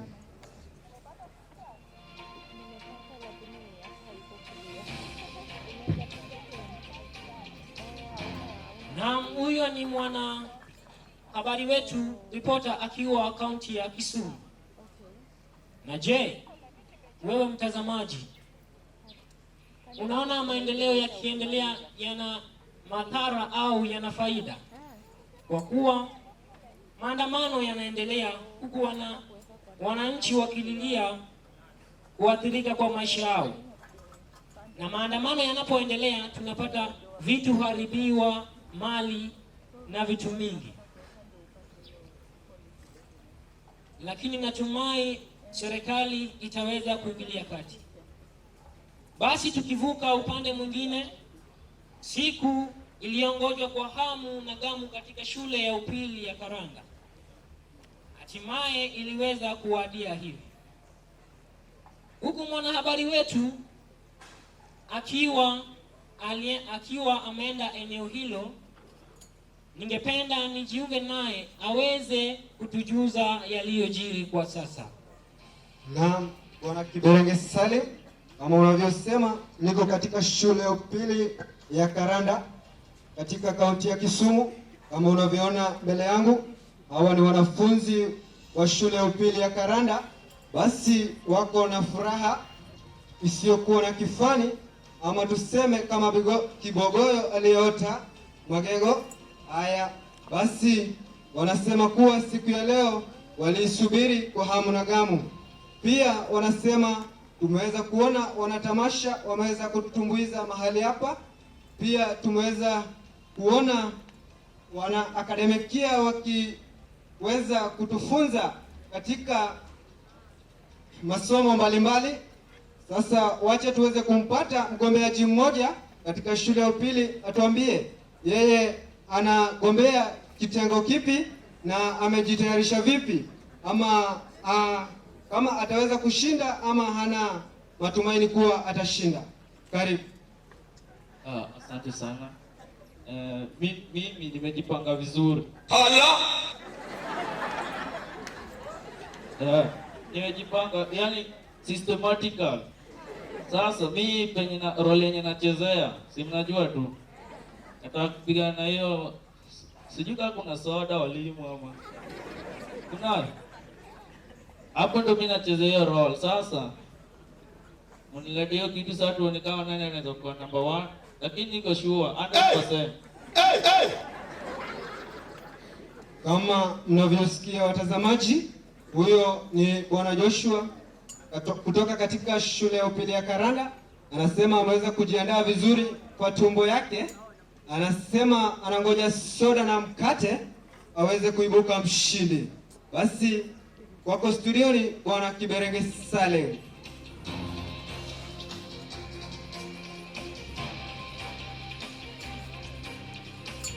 Asante sana bwana Mabati Simba. Hatimaye namtakia kila laheri akiuania kwa idara ya mlo.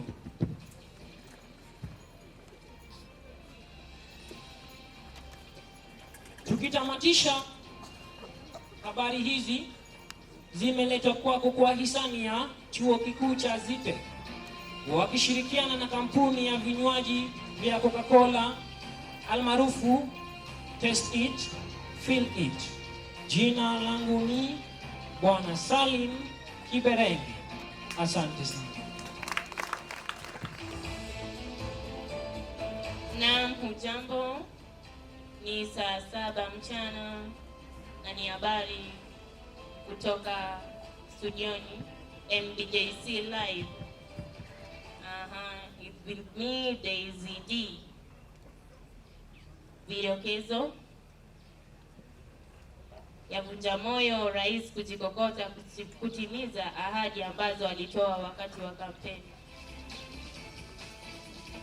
Tunapata kuwa kuna sikukuu katika shule ya upili ya Karanda, kaunti ya Kisumu.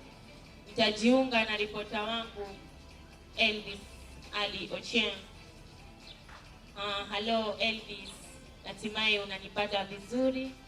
Ningeomba utuelezee jinsi inavyoendelea katika shule ya upili ya Karanda na udani wako.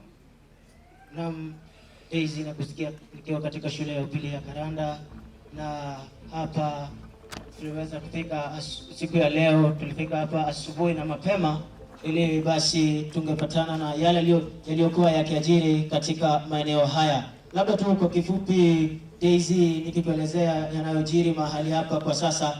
Vile unavyoweza kuona katika runinga yako, kuna baadhi ya wanafunzi, kuna wageni walikwa, kuna walimu, kuna tofauti ambao wameketi sako kwa bako siku ya leo ili kupata kujua yale yatakayojiri siku ya leo. Na Daisy, nikikuripotia kwa sasa ni kwa baadhi ya wanafunzi wameweza basi kuonyesha talanta zao, huku wengine wakiiga hata jinsi Mheshimiwa Rais wetu anavyozungumza. Na labda tu mpiga picha wangu atakavyokuelezea, ni kuja upande huku unaweza kumwona naibu wa mwalimu mkuu katika shule hili ya upili ya Karanda. Kuna mgeni mwalikwa wa kutoka shule ya upili ya Kakamega, kuna mwalimu wa shule hili ya upili ya Karanda, na hata kuna wanafunzi tofauti. Ila tuka sasa ningependa nipate hisia ya mmoja wapo tu, atuelezee hisia zake ni gani na maoni yake ni gani siku ya leo, ili upate kujua mengi yanayojiri mahali pale. Na kwa heshima na tahadhima, naomba nimwalike mwalimu mkuu atuelezee ni kitu gani kilichomsababisha hasa kuandaa siku ya leo. Na labda tu kwa kifupi, mwalimu, tuelezee hisia zako ni gani na ni kitu gani hasa kilikusababisha ili ulete kitu kama hiki hapa shuleni. Asanteni sana. Jina langu ni Jessica Sikuku. Ni siku ya furaha katika shule yetu ya upili. Shule hii tunatakana tupatie nafasi wanafunzi wasome na pia talanta zao ziweze kuendelea. Shukrani. Ni siku ya furaha. Asanteni. Vile umeweza basi kusikia mwanahabari wetu Daisy, na bila kusahau kuna wageni waalikwa kama wageni kutoka kampuni ya Coca-Cola. Na hivyo basi kampuni ya Coca-Cola ni kampuni ulioanzika mwezi Mei tarehe 8 mwaka 1886, na hivyo tukiwa na baadhi yao hapa, na utaona kila mwanafunzi siku ya leo akiwa na kinywaji. Sina mengi kutoka hapo, narejea kwako studioni, langu jina Ali Elvis. Asante Elvis. Habari yetu kamili kwenye studioni. Yavunja moyo rais kujikokota kutimiza ahadi ambazo alitoa wakati wa kampeni. Ni jambo la kuvunja moyo kuomba Rais William Ruto anaonekana kujivuta kutimiza ahadi alizotoa wakati wa kampeni ya kuelekea uchaguzi mkuu uliopita. Baada ya kutumia muda mwingi kulaumu mtangulizi wake kwa kuharibu uchumi, juzi Ruto aliwaomba Wakenya kumpa muda zaidi aweze kutekeleza ahadi hizo, kama vile kupunguza kwa bei ya unga wa mahindi. Rais Ruto na naibu wake Rigathi Gachagua wanafaa kufahamu kuwa mtu mwenye njaa huwa hana subira. Kumwambia mtu kama huyo kuwa na subira ni sawa na kumkasirisha hata zaidi. Naam, hizi basi imekuwa ni habari kutoka kwangu Daisy Muga, na ripota wangu alikuwa Elvis Ali Ochieng. Muwe na wakati mwema. Can you stand up very fast? And you know you must be ready to get the propagation. Are you right, okay?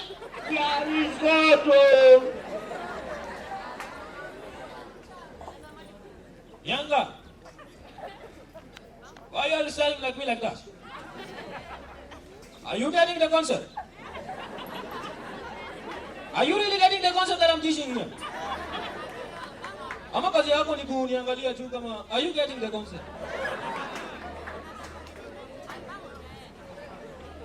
In fact, even I did not tell you to write. You can write if you want, and if you don't want, you can just get out of my class.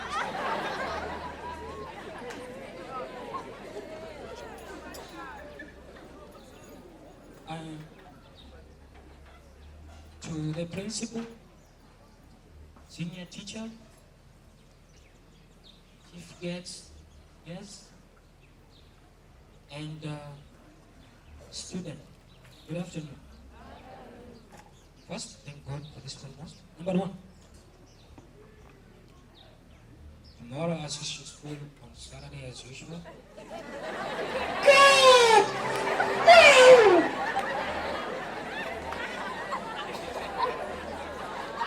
I said that tomorrow will be a school day as usual.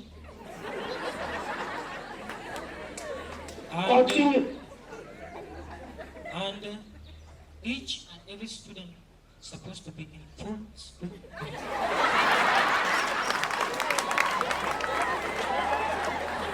Will you keep quiet? And wait a minute. Chief. I'm speaking and he is very busy speaking. Jesus! Students, let me tell you what. Chief!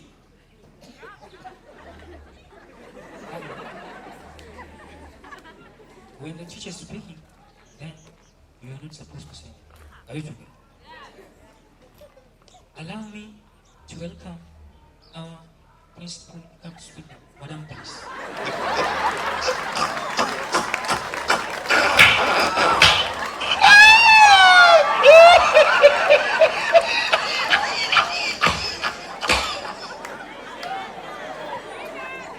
Class. Where Jama born? Did I match your book? Look at the way you're staring. Did I mark your book, man? As I said, mimi nimeshamaliza topic kwa. Hapo wanafanya.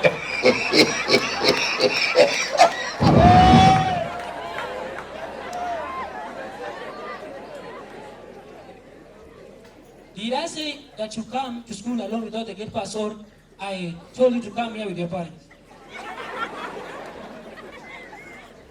Now, for baby, better here. I don't want peace. I want problems always. Did I tell you? Younger, did I tell you? And even you didn't complete the assignment. You didn't complete the assignment that I left yesterday, right? But then I go house.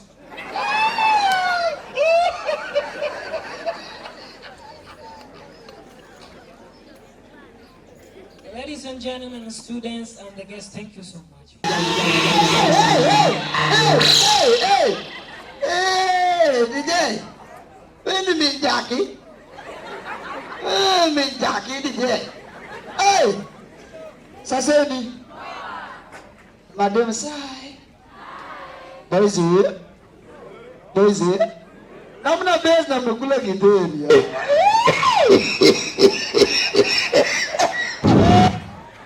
Kwa majina anaitwa comedian Nicholas. Ukipo unanijua? Nimefanya mambo mingi, wengine wamenipea jina. Hebu sema kwa sauti wasikie. Thank you so much. So, kuna Kenya nimegundua hii Kenya. Watu wanajiringa, eh? In fact, juzi hapa nilikuwa hapa Ahero. Yule msee aliaibishwa kabisa. Imagine alikuwa na date dem. Na juu akumbe huyu dem alikuwa school dropout. Sikia venye walimwambia, eti unajiringa hapa na una date school dropout. Si atakuacha vile alienda shule. Alafu mkishakuwa heartbroken, unaulizwa unaenda kwa tailor. Haki nimekuwa heartbroken. Na hiyo iko hiyo hati tutengeneze hiyo imebrekiwa. Praise the Lord. Atuko kanisani. Hallelujah. Imagine watu wawili walikuwa wakipigana, Na hii story nimesikia kwa umbali. Imagine watu wanapigana, ako serious, wanapigana kweli, Na mwingine yeye anapigana kabla kuwe serious na yeye anacheka, Wata sikia vile huyu mwenye alikuwa amekuja kuwatenganisha anamuuliza, "Kijana, you are fighting and you are happy." "I'm not checking. I'm serious. I'm not checking." Alafu wa Kenya, acha niwaambie dini ukweli hii si uongo. Kisumu ingekuwa nguo, watu wengi wangekuwa wanatembea uchi hii Kenya, ama nimedanganya? Nimedanganya? Wacha niwape example. Nilienda kwa chache ingine. Kumbe matranslator wanakuanga na kazi ngumu. Lakini nimekuja na translator wangu. Karibu on the stage. Karibu kwa translator, karibu. Niko hapa bwana. Karibu wanangu bwana. Karibu bwana. Niko hapa mwanangu. Sasa sikia hizi vitu bwana vinyo zinaingia. Sema pastor. Sikia. Jesus is Lord. Jesus is Lord. Hii hapa ni Biblia. I want you to take your time. Kwa makini. Usikie hizi kama hizi neno zinaingiana. Na useme kama mimi nilikuwa nasema uongo. Ya kwanza, hallelujah. Hallelujah. Hiyo ni uongo ama ukweli? Pastor, tuko live. Oh, tuko live. Okay, I can see. Continue. What? Let me continue. My name is Bob. Jina langu ni Shilingi. Pastor, concentrate. I'm not shillings, bwana. I'm Bob. Pastor, what is Bob? And the name of the translator is Livingstone Bush. Jina la mkalimani ni jiwe linaloishi msituni. Pastor, concentrate. I am born again. Mimi ni mfupa tena. Jesus. What is wrong? I come from Johannesburg. Natoka katika mkoba wa Yohana. Ufuku mariko Yohana. Ana kuna kiao jimija aki. Get right here, man. Pastor. You don't want peace. You want problems. I want problem, Pastor. You don't want peace. I don't want peace. Another one. Thank you so much for gathering here. Asanteni sana kwa githeri ya matanga iko hapa. Hey. Wala. Pastor. Thank you so much. Tuko live.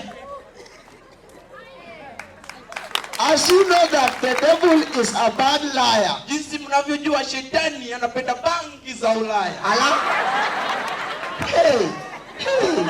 Hey. Tuko live. Lucifer enter Ananias and Sapphira. Yani Lucy alipatana na nia ya kusafiri. I want to hear this.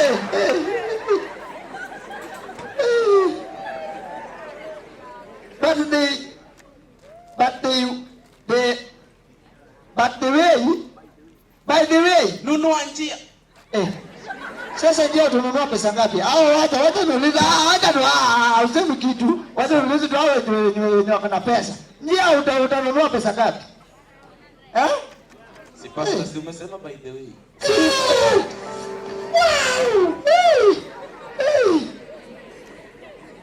I love my family very much. Naipenda familia yangu sana. We do keep quiet because glucose. We are all united. Sisi sote ni wana Manchester United. Hallelujah. Hallelujah.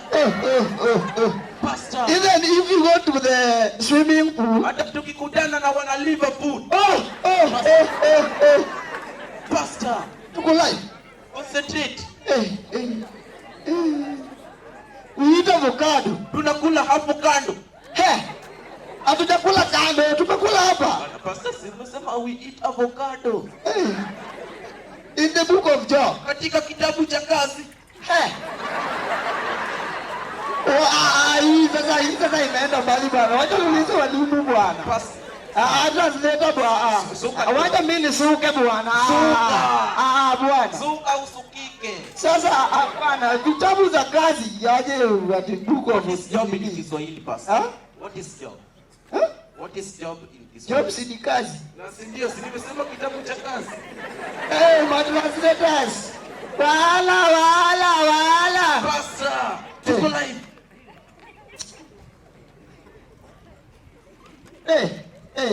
My translators. I won't be aware of this. Do you going to be prosecuted for this? Allah? Huh? I don't know.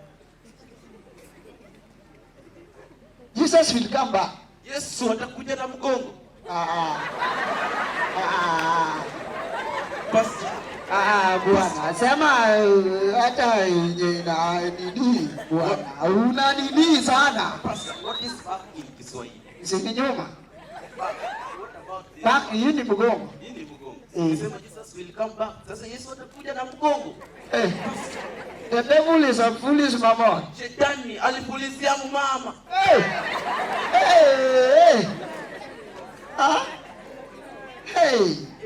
Pastor, concentrate. The devil has no shame. Shetani hana shemeji.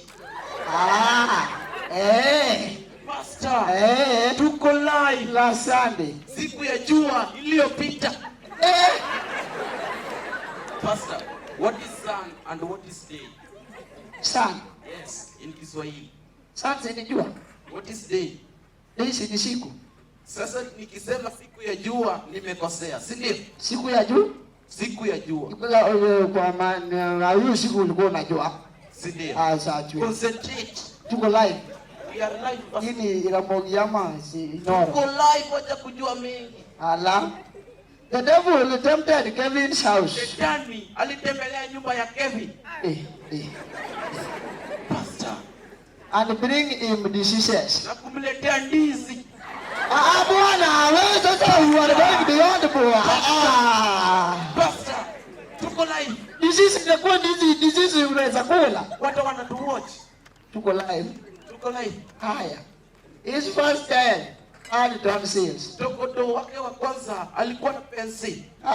Tonsils, yeah. Pastor. Tuko live. Tuko live. The second born. Mfupa wa pili. Mwenye alizaliwa wa pili. Tumesema what is born in Kiswahili? What is born? Suffer from kwashi yako. Alikuwa na washwa na koo. Pastor. Sifadhali mtu nyonge basi, sifadhali mtu nyonge. Pastor. Tuko live. Kumbuka hii ni Nyando Pitero Fellowship Church. Twende. I prayed for him. Nilimwombea. And now na sasa they are all healed. Wote ni mlima. Singing hallelujah. Imbeni na waluya. Pastor. On Saturday, siku ya Jumamosi, a certain jungle man. Shetani jangili. Pastor. Tuko live. Tuko shetani nyingine. Shetani jangili. Kumbe tuko na shetani nyingine. Was caught on the spot. Aligeuka koti kwa spot. Hey! Pastor. Hey! Tuko live. While watching Tom and Jerry. Akitazama tomato na kideri. Hey! Wala! Tuko live. Jambo sio, sio? Asante.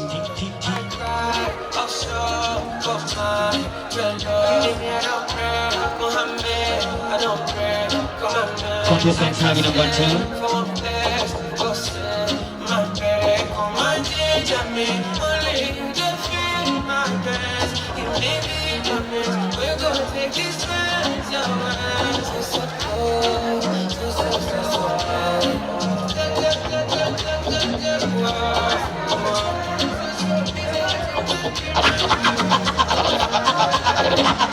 I go away, if not them girls, it go there.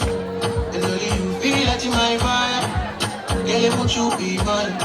You for me, but you go so far. You're too short and time for me. All of her again. Where you are in the light, so you find say you fit the color of my bed, yeah. All of her again, yeah. She go live beside me, yeah. 8. Contestant target number 8. Contestant target number 8.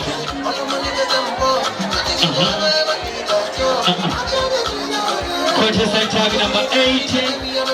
Live from the Garden of Eden.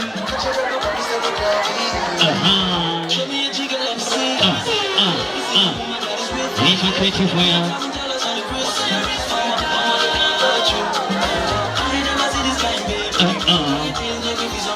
Contestant target number 8.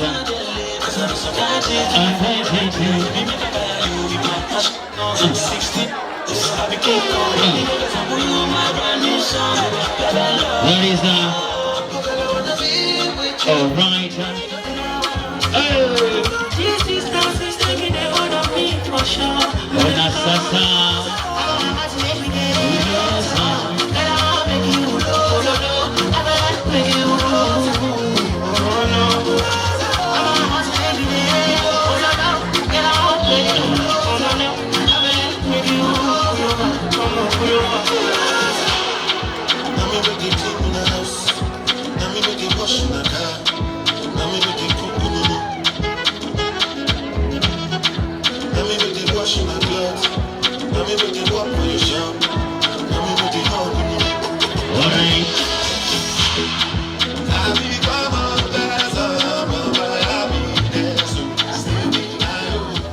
Target number 4.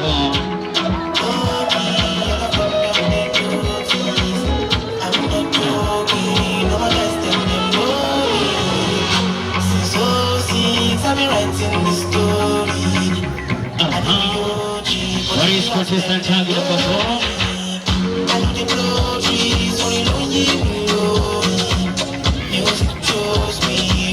Contestant target number 4.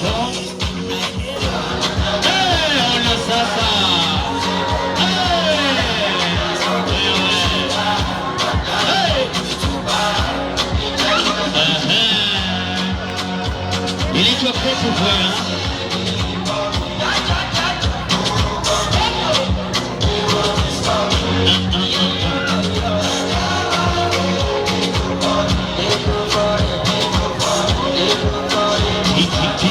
I'm never weak, I never see till eternity, I'm on fire.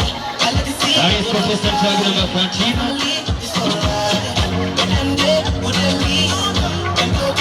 Contestant target number 13.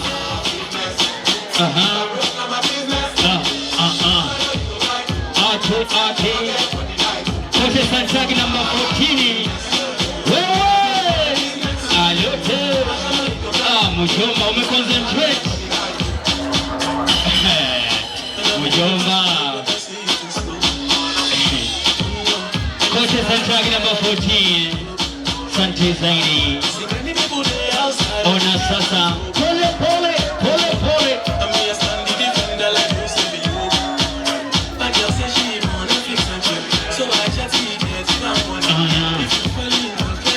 Oh yeah.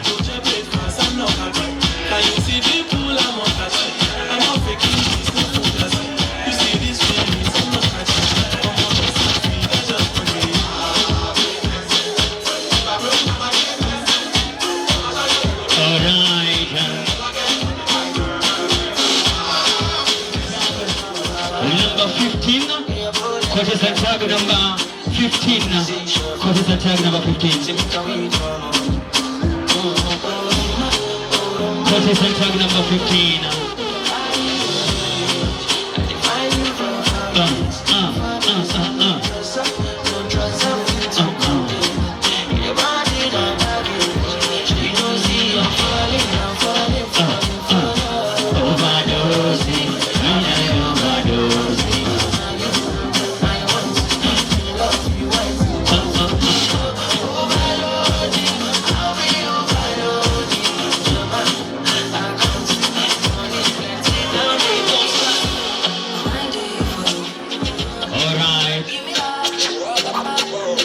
Contestant target number 1 now.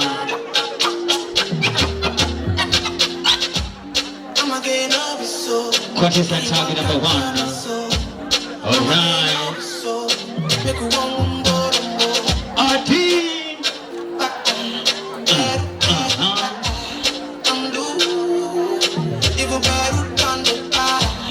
Chonjo, chonjo. The outgoing. I'm not playing with you, I'm not joking. Chonjo. The outgoing. Mr. Corona. I'm on duty. They want do me. They want do me. When you want me, when you want me.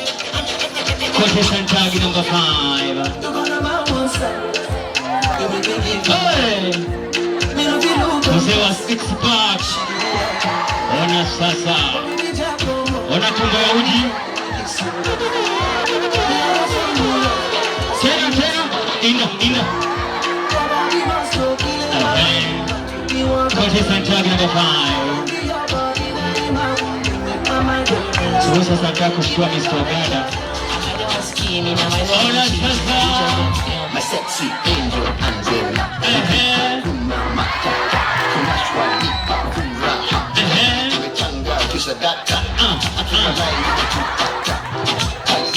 Wapi makofi ya Madam Angie?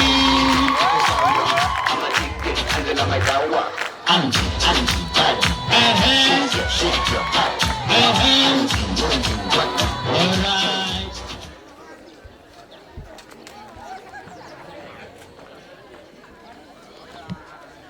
Samahani madam. Yes. Uko na maji unisaidie. Hapana, lakini niko na kitu naweza kutuliza moyo. Nini hiyo? Coca-Cola. Coca-Cola? Naam. Ndio. Wacha nijaribu. Jaribu jione.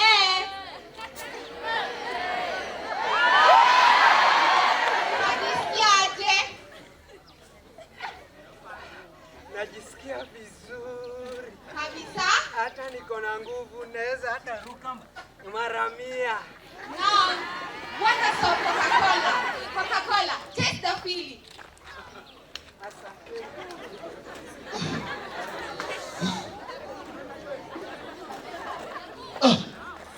Niaje Michael? Boy. You are so lost, my friend. Where have you been? And you are even sweating. And what is this, my friend? The luggage. Oh, take this and quench your thirst, my friend.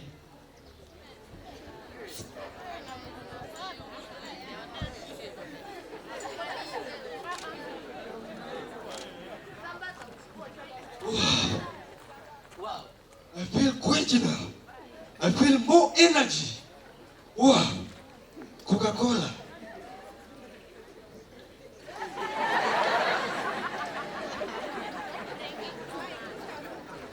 Thank you, brother. Welcome. Now I can carry double of this. Yes, Coca-Cola, the best energizer. Thank you.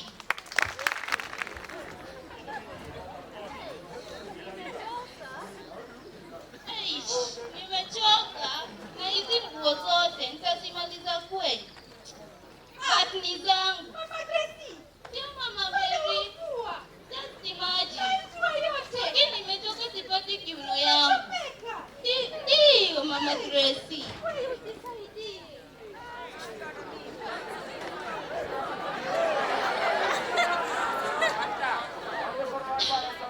Sasa nasikia vizuri. Sasa nitaziosha zote.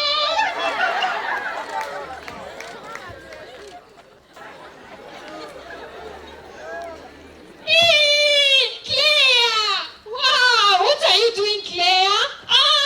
What is this that you're doing, Claire? Look at you, the way you have reduced your weight. Hey, Claire, I have missed you. These things waste your time. Claire, you need to stop it. Wow, and you look tired. You are so tired. Then what are you doing? You need to stop it. Hey, wow. I think you have this. Hey, Claire, you need to stop these things. These are not interesting. Aww.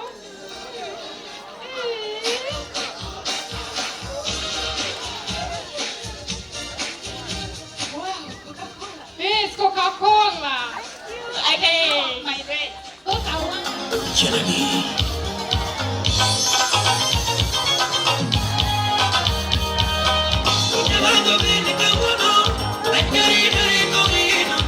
Come on,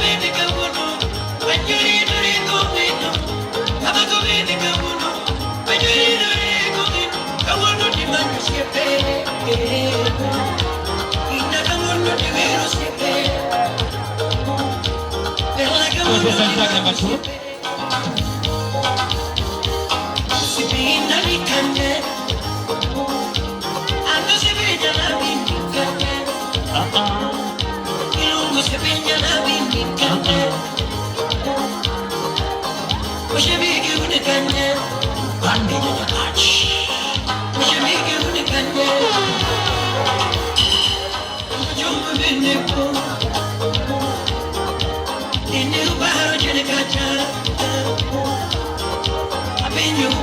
Alright, contestant track number 3.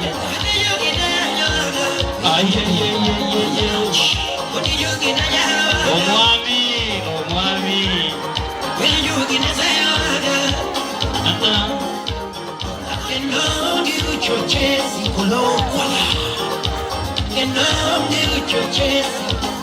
Next.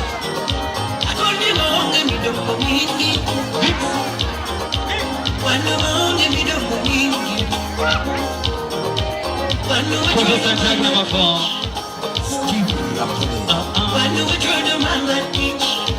Contestant track number 4.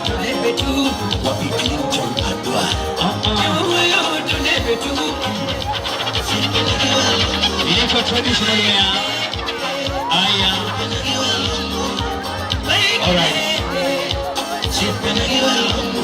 Aya, wanafunzi wa drama tafadhali. Be set, be ready. Aya.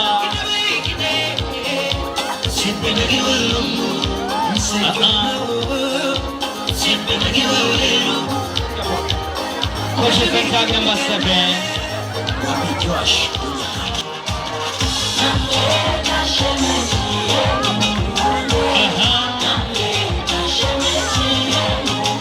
Amina jamani wewe.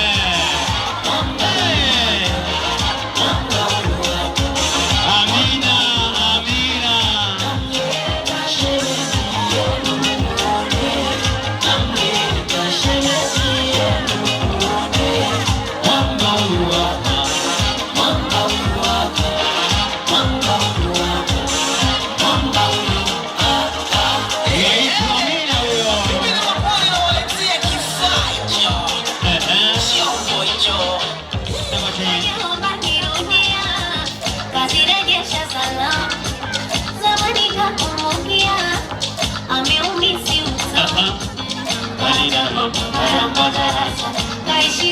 Naitwa Ras.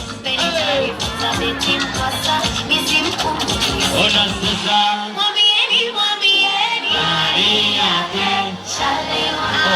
Pole. Chukuliwa. Ishaliwa. Contestant track number 4. Number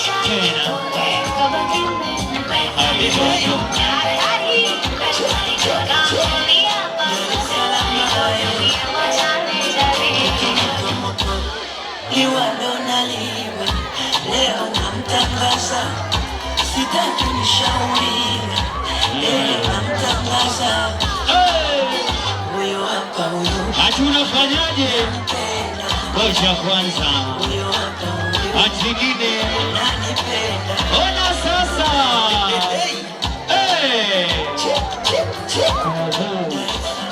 Huyo hapa huyo. Nanipenda. Sijaro kwa ndugu yenu, ni mapenzi niliyopatiwa. Mwana kanibaki. Ona sasa wewe. Nyama ya njiwa. Mama Reverend. Nampenda. Asante zaidi. Karanga. Shiva. Ona sasa wewe. Komba busa. Mkichukia tushurishi. Isheni angalilie model. Nampenda huyo hapa huyo. Nanipenda.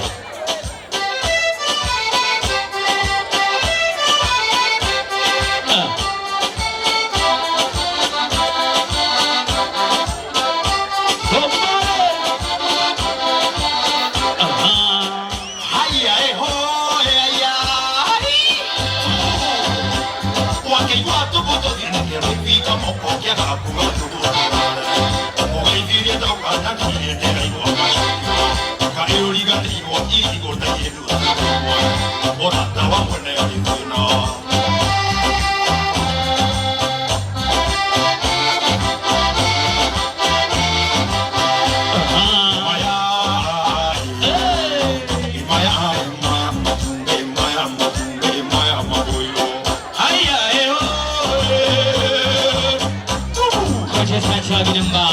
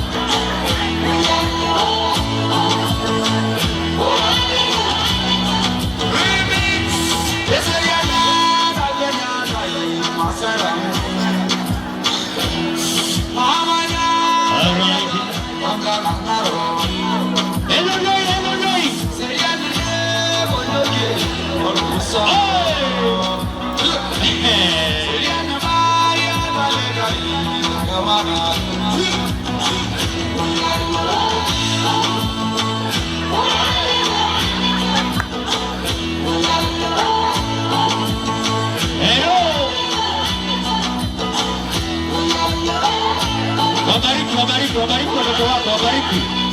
Wabariki.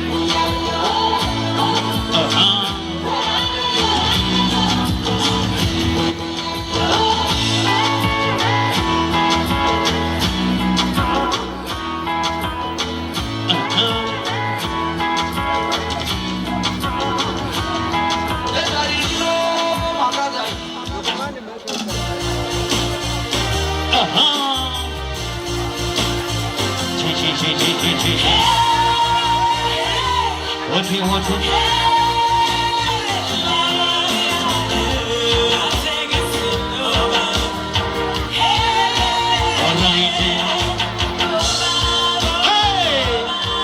Safi zaidi.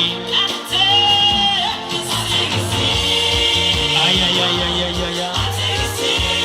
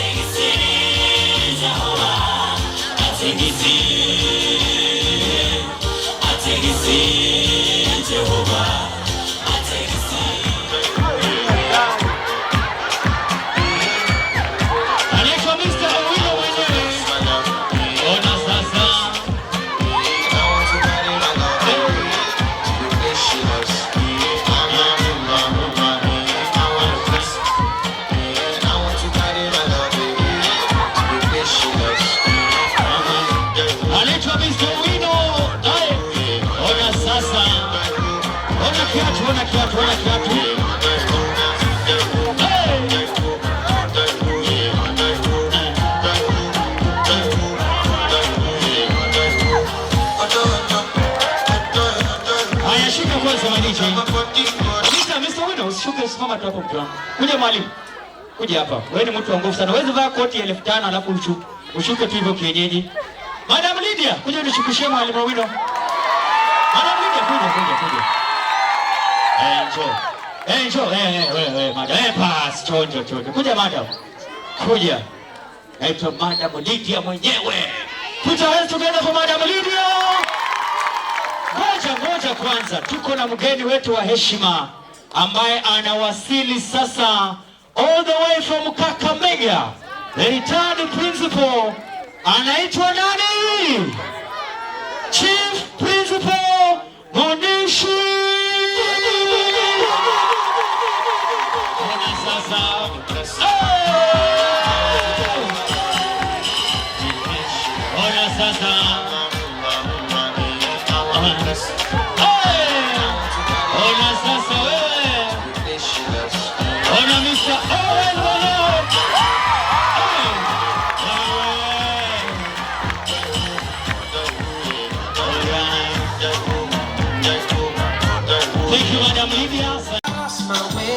Telling all my friends and I meet me fail.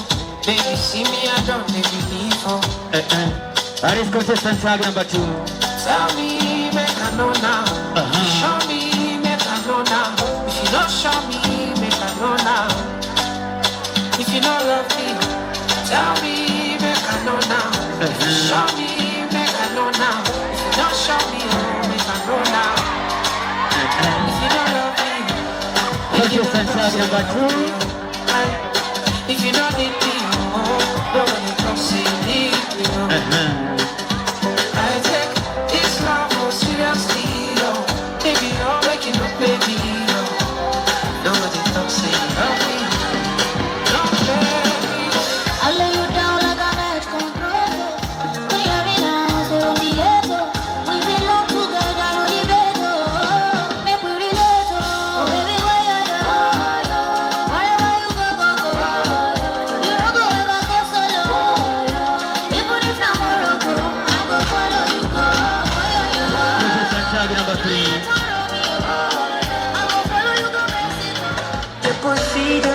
Contestant tag number 4.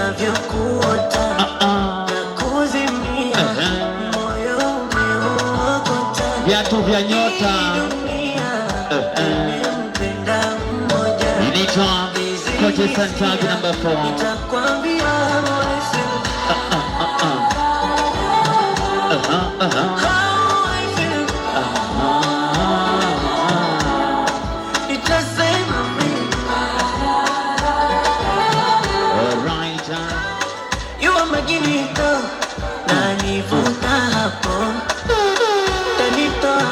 Contestant tag number 7.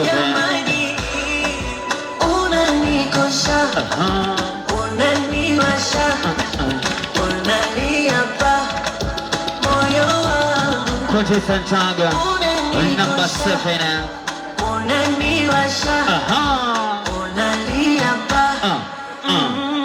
Japo sijawahi kukwambia jinsi ninavyokuwa.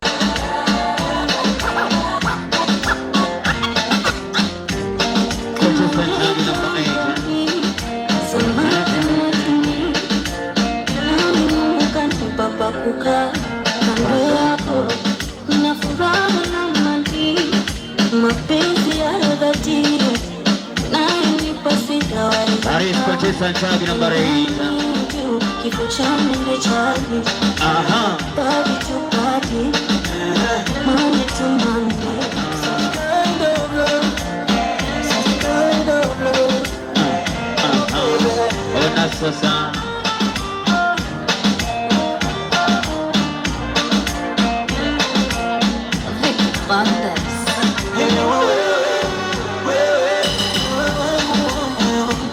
Ulivyojaza jipumoni kama mwingine sioni.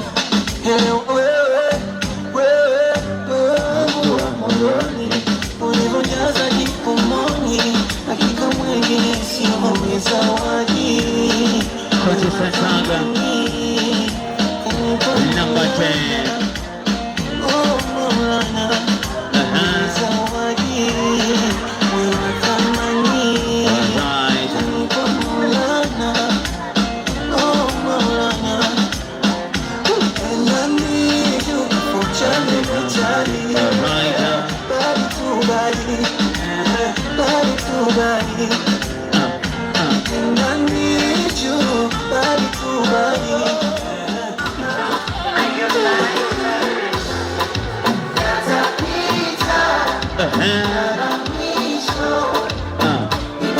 Contestant tag number 13. Ona sasa yatapita.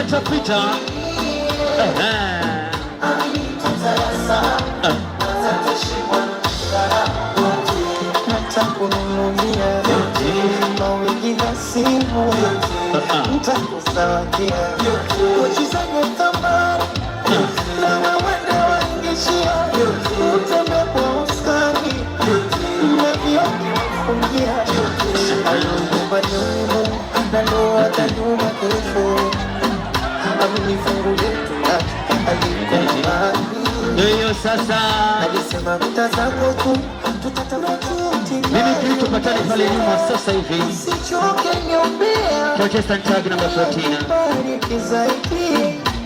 Kakupa sura, kakupa shepu, nyuma chura, mambo yetu mwana sanura. Protestant tag number 14.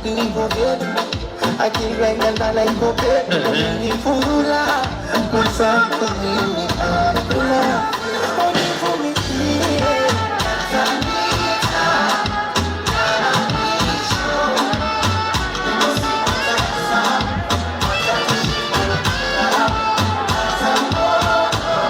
Alright. Inaitwa Astronaveka. Pigwa shindano moja safi. Vaccine. For your skin like a lotion. Yes. Loving is my devotion. Give you girl full potion. Oh my beautiful addiction. With a sweet vibration. The two of we is a vision. Anytime I slip your name and dimension. So tell me girl where you there? Just me I don't let the fire blaze. Protestant tag number 14. Your love, your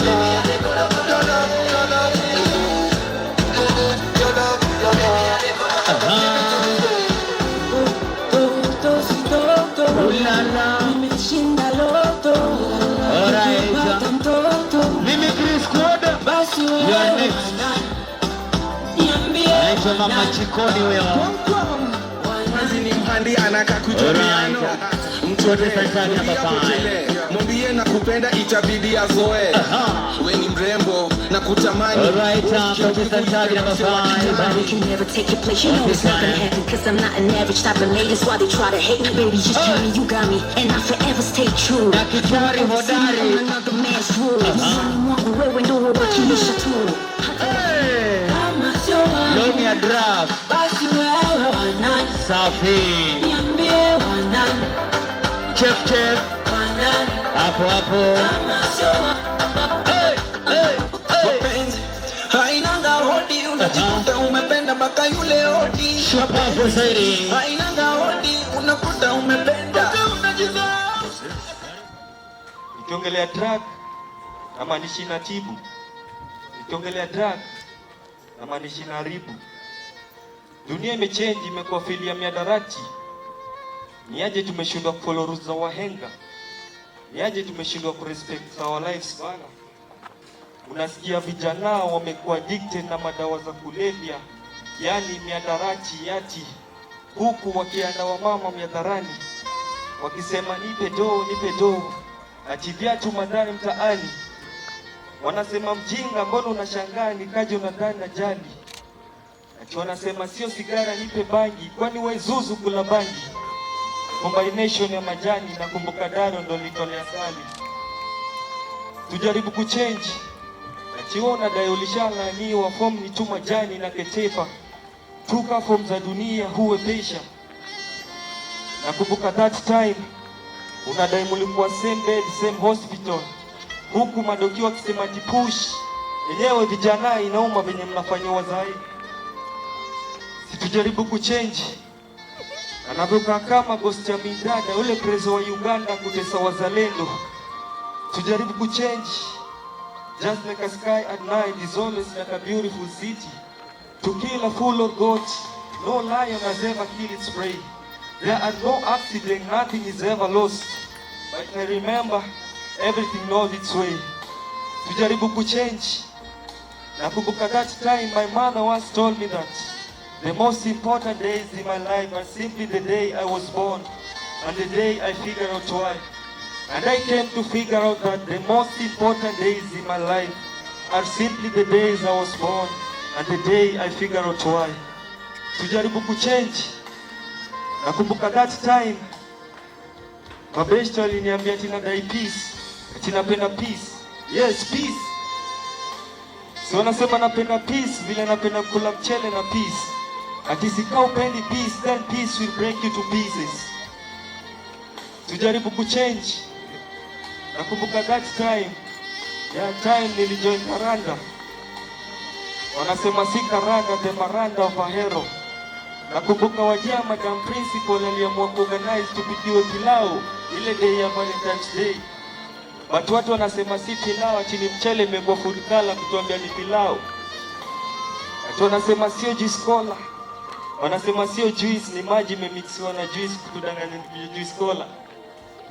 Nakumbuka that time nilijoin karanda.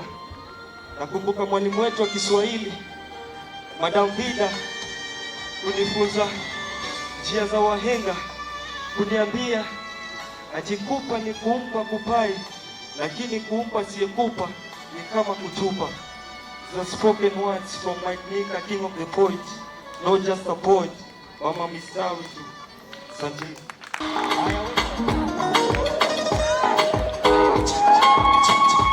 DJ shikilia kwanza. Bwana, hakuna venye mimi naweza ingia hapa stage na sioni hata mkishangilia. Kwani mbona mko hapo? Waacha hiyo, sio hivyo. Hiyo staki, hapana. Hiyo staki. Ladies, hi. Hi. Wanaume. Sikia, wanajifanya kaa chure yenye mikichini ya juu. On the stage is David Morris Onyango, aka the engineer, or if you like, the presidential candidate 2057. And on the stage I have a comedy, and I have to say it as shortly and briefly. 1. How many people knows to talk English without stammering for 30 minutes? Wangapi wanajua hiyo? Kama uko sure inua mkono. Wanaume, hebu inua mkono nione. Mimi sijaona. Hapa nasema kwa hapa Afrika si ati ninawadharau. Kiingereza ingekuwa nguo hapa, nyinyi wote mngekuwa uchi. Mbona nasema hivi? Siku moja ilifaa niende interview. I was supposed to go for an interview. And then kufika pale nikapata the interviewee ama nimepotea. Sasa huyu anipati. Ona venye ananiangalia sasa. So nikapata interviewee ni mzungu. Sasa kufika pale mimi nikaingia. First thing akaniambia, have a seat. Then I say thank you. Aya, what is your name? Then I told him what my name was. And then she asked me, do you have the requirement? Then I say yes. So it reached a point ambaye hata sikuwa naweza kuongea English, hata sikuwa naweza kusikiza. Aya, sasa akiongea namsmailia. Akiniongelesha namsmailia. Akaniuliza, what is happening? Nikamwambia, sasa natumia similes. Then secondly, Karanda is a home of champions. Sama ni uongo? Si kuna hii hapa mlipita. Hata niliona msichana akalibeba huko kama bei ya unga. Sasa hii bei ya unga ni ngapi? Punda amechoka ama hajachoka? Sasa punda amechoka. Ona sasa fashion nova bado kakiva kitenge kanapendeza, kanapendeza toto stingo zake ni noma noma. Aitwa Madam Janet mwenyewe. Hiyo ni kazi ya mikono yake. Kazi ya mikono yake. Ona sasa fashionista wewe. Ona sasa hatari hatari hatari.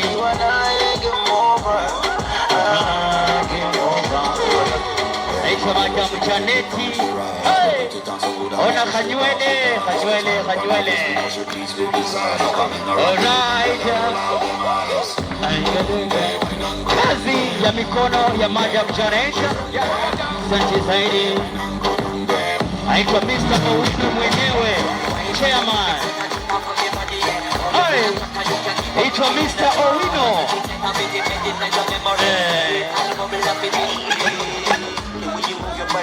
Aitwa Mr. Owino. Raising the bar high. Ona sasa.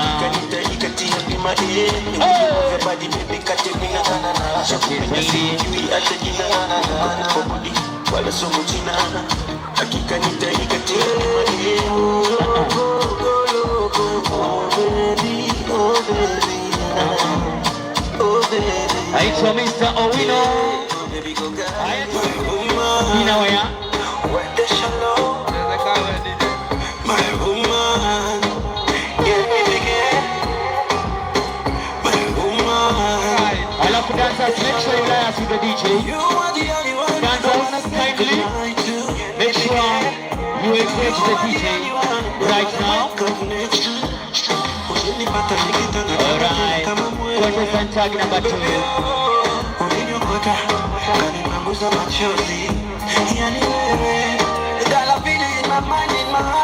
Contestant tag number 2.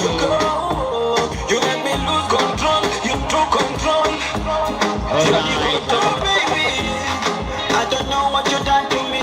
Contestant tag number 2. I don't know what you done to me. Baby, if I don't see you today, me and some boy in a if I don't see you today, the boy got my boss got a shit. Contestant tag number 2. Get me again. Alright. The man with a ED, curious girl, she got questions for Siri. Wiggle that booty and wine for me. So crazy, you driving me. Girl, you put it on me nice. Contestant tag number 3. I'm sliding it. I'm too late sliding it. Contestant tag number 3. So widely. Caribbean girl won't die for me. She has to die for me, yeah, yeah.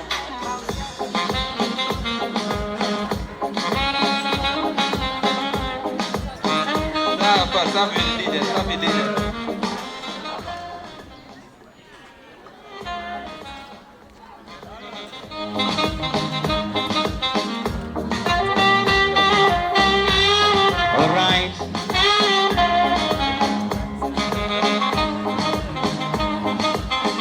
Contestant tag number 4.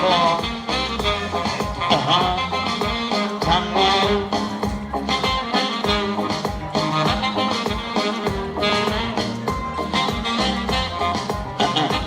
Dancers, make sure the DJ has your tunes.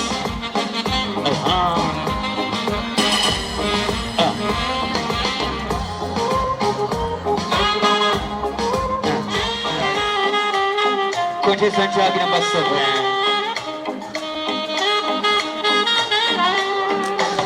Contestant tag number 7.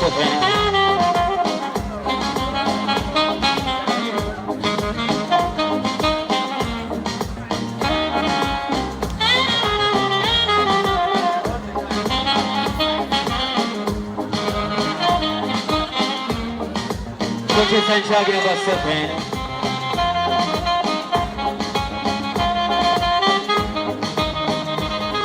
Nichukulie your microphone. Saidia your mic.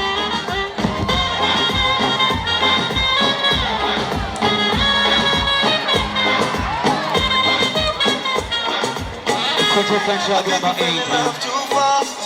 African nights in a cool rush.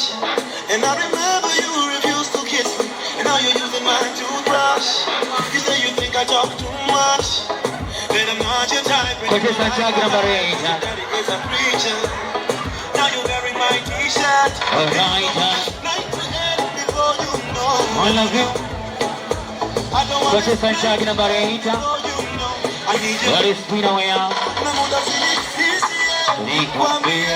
love you.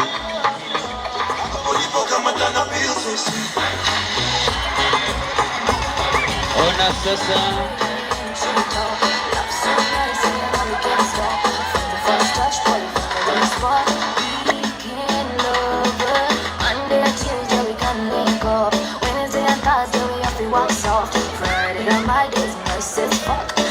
Contestant tag number 13.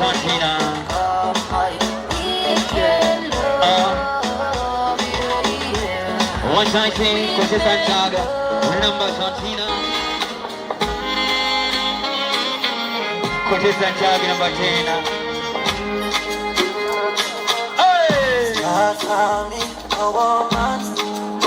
Contestant tag number 10. She fell in love with you, right. She means the whole world to me. Yeah, yeah, yeah.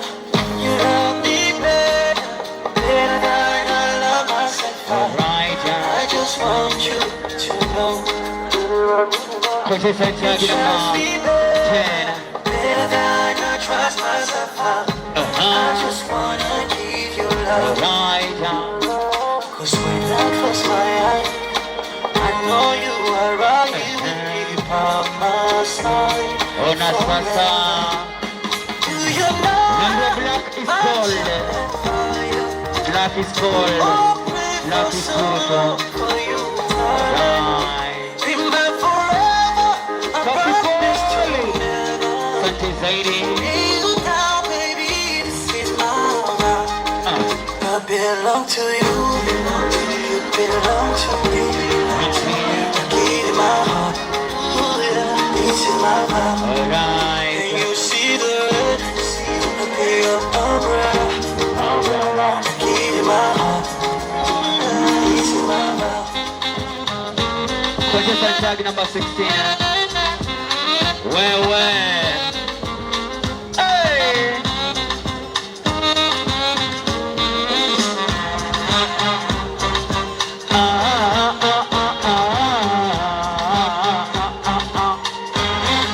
Coaches and Jackie number 14.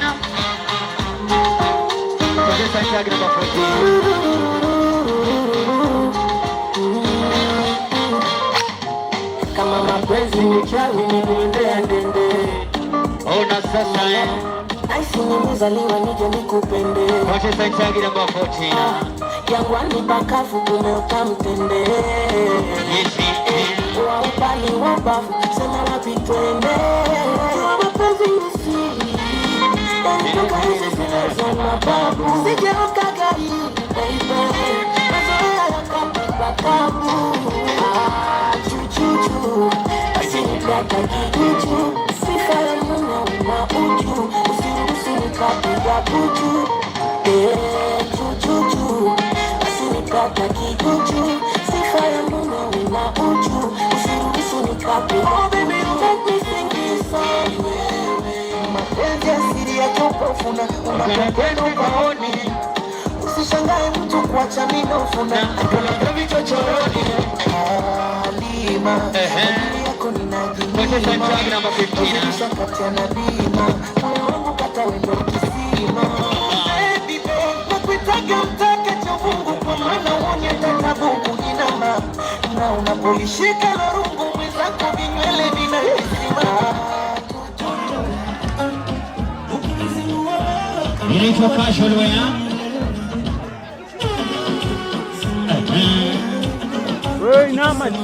Ona viatu wewe, viatu za online. Haya, asante zaidi. Butterfly.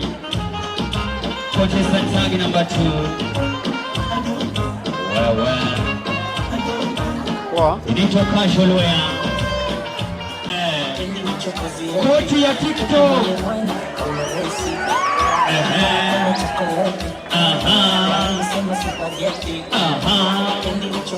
Ona viatu za Madam Dorothy.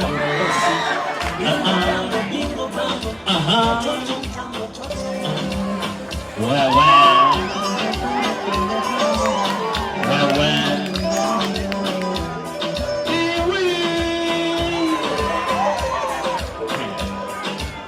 Alright.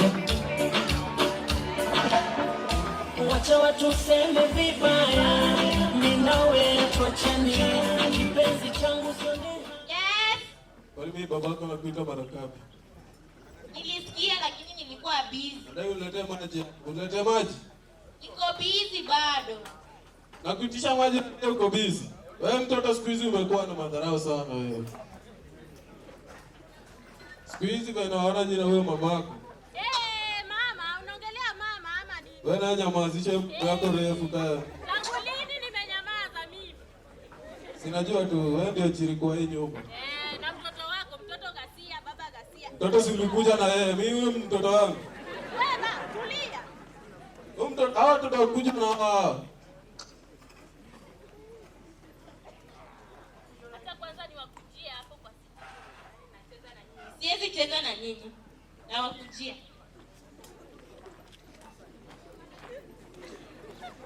Mtoi wako pia anamwambia niletee maji ana chat. Tena mimi chakula inaungua, si ndio? Ulisahau chakula. Kwanza nataka kuona huko ndio na chat na yeye.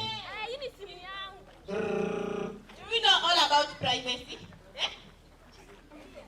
Privacy kwani mimi. Hello. Hello. Hello babe. Oya babe ni aje? Uko poa. Uko poa kweli? Si poa sana vile pia. Nini mbaya? Akina kumiss. Baba ananisumbua tu hapa kwa nyumba. Mimi ndio nimekumiss. Ukweli, si ukamuka kinatamani kukuona. Ukweli. Na umekula nini sasa? Hata sijakula. Hakuna hata chakula hapa kwa nyumba.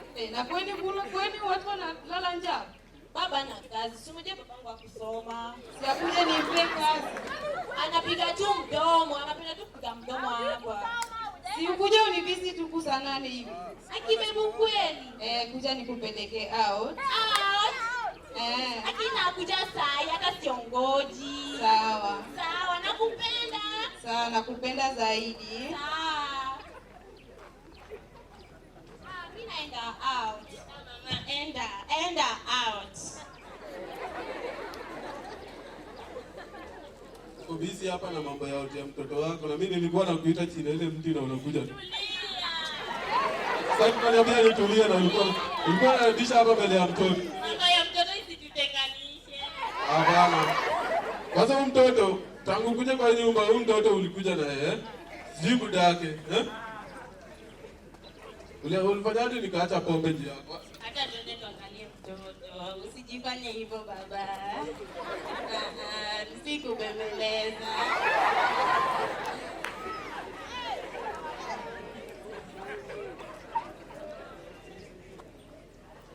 Hello babe, sikuoni uko na wapi?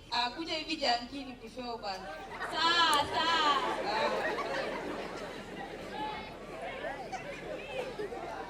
Hello? Yes. Oh, nimekuona.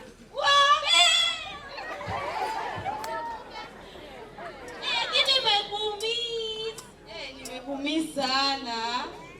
Kumbe huko. Sasa ona tu mtoto wako. Tangu ambaye hizi vitu sasa anaanza kuleta wanaume. Kuongelea vitu wewe hauna. Wewe hauna juu zako ziko. Unaona gari? Unaona gari? Hii ni Prado. Hii ndio imetokea. Hii ni KD. Kenya mpya. Excuse, no touch. Amesema no touch. Au usiguze, wewe ndio hujasoma. Don't touch. Huyu ni nani? Bodyguard. Bodyguard anaongea lugha gani? English.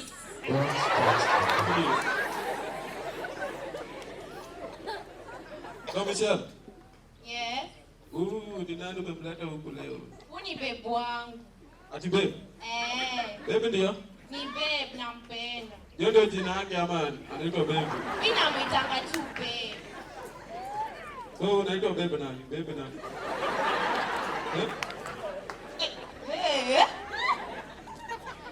Anamaanisha mkono ni ngumu.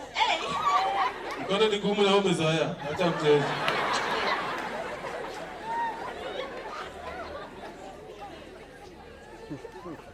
So, baby baby ni bubu ama ongea? Anaongea. Basi ongea, baby. Mwambie unataka aje?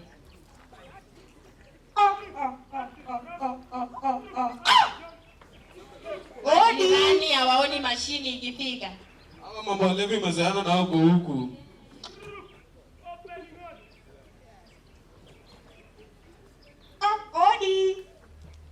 Odi. Ingia tu. Hizo uchumi ni ngumu, hatutaki wageni. Jaza. Heshima kwa wazee. Kuna venye Kuna venye gani? mashini fulani Mashini gani? iko hapo nje. Gani hiyo? Ingine tu Kwani nyinyi hamtaki kuona watu wakiendelea? sijui jina. Sijaiona. Sijaiona. Na mama, hebu tuongee hivi kidogo tu. Si. All right, just a minute, Mama. mtoto asituharibie maisha. Sawa, relax tupone.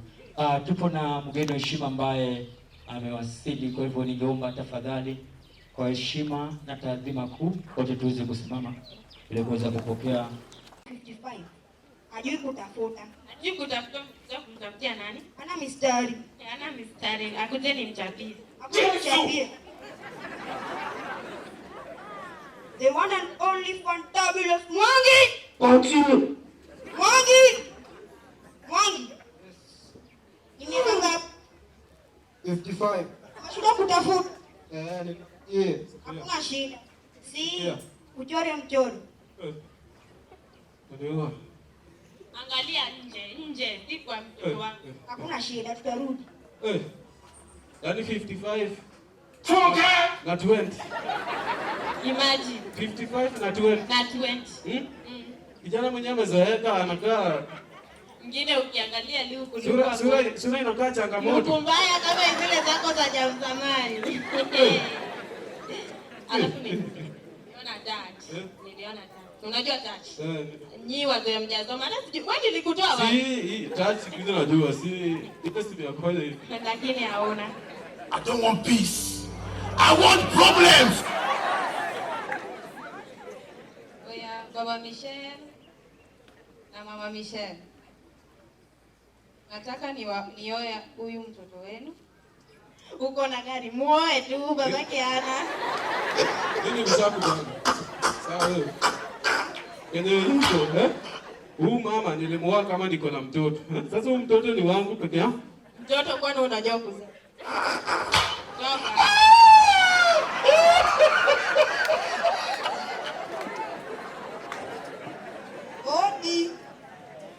Odi. Mtoto mwenyewe amelewa. Usijaliwe ni marashi. Ni hivi. Nimemleta ndio huyu. Una tu vile amechapa luku.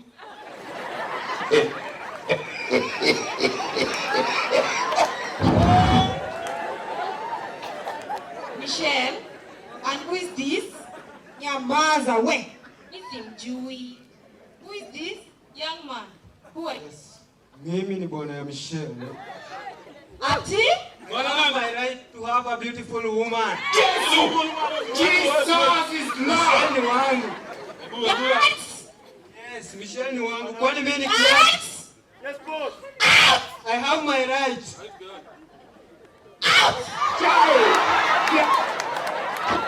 Unampeleka wapi? Rudisha we. We.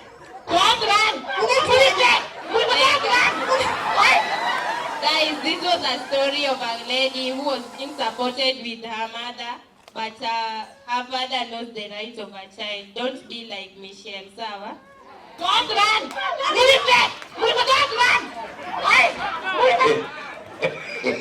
sana Karanda, the chief principal of celebration.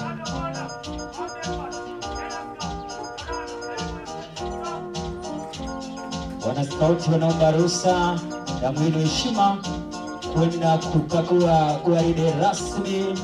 Sasa ndugu wetu heshima akiwa anikagua gwaride rasmi, nasema kama mwalimu ambaye amefanya shughuli mingi sana haswa kwenda kukuza talanta za wanafunzi katika shule ya pili ya Kakamega High.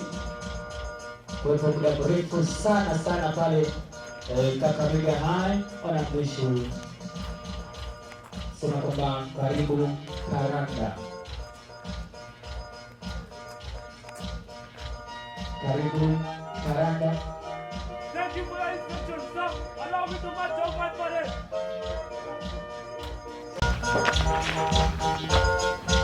Parade! Left.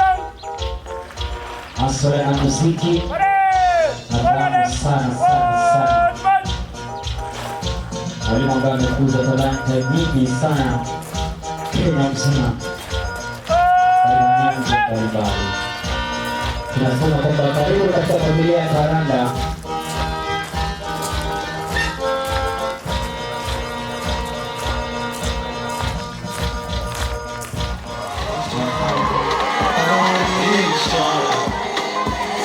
Inshallah. kama kachoro nikakupa Mola. I'm my, oh my, macho yake yanavong'aa, just like a candlelight. Lips zake zilivoloa akizing'ata, like my, oh my, ngozi yake inavometameta kama shima.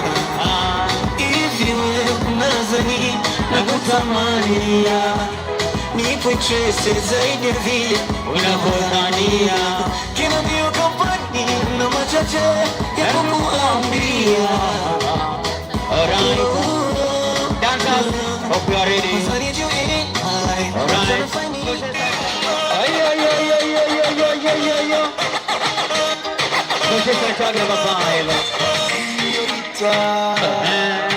Unachizisha mazenga, señorita.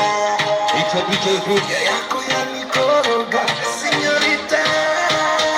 Macho yako yameremeta, señorita. My love. Tembei nikiwa nawe. Nakuruka kama ndege. Nikiwa nawe.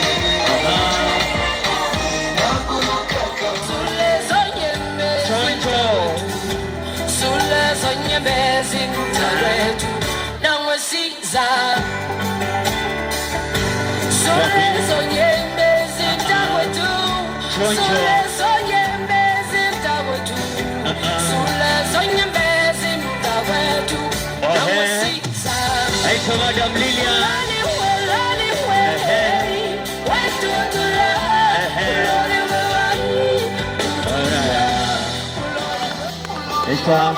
Thank you, my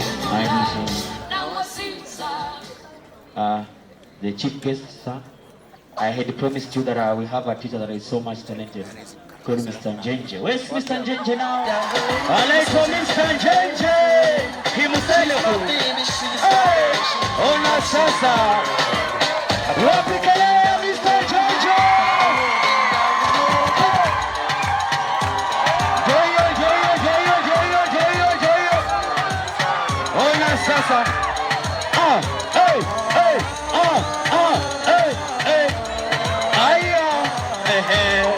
Anaitwa Mr. Njenje mwenyewe, mtu ya watu, multi-talented teacher. Ona sasa na kitambi kwa mbali. Aya. Ona sasa Sande Madrije.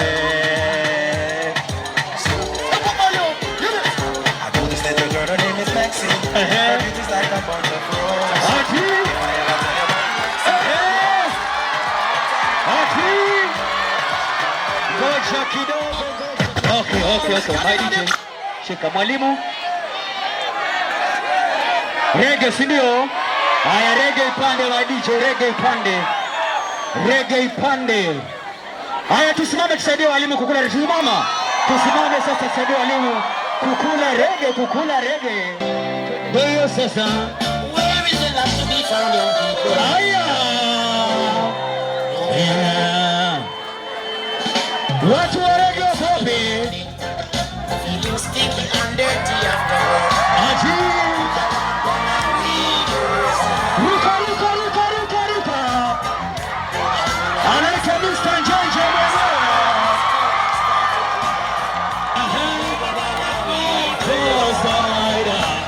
Haya, tuende.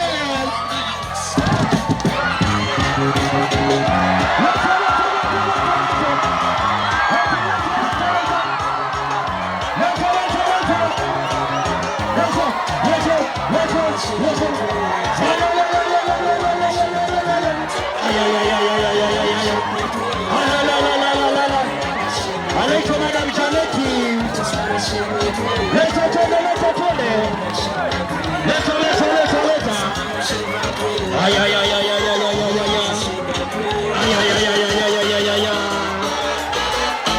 Alright. Wanafunzi spanda juu. Wanafunzi. Asante, thank you.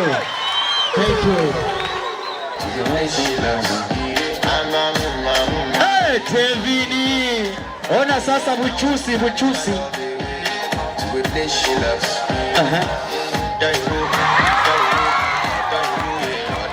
Anaitwa Tefe.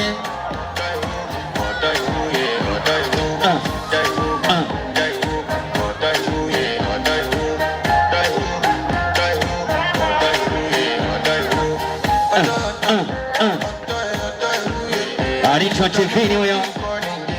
And your body big. Loving you, they make me forget, say I get problem.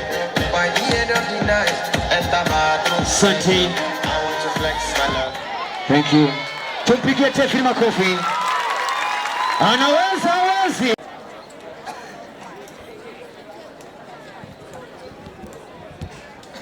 Rafiki.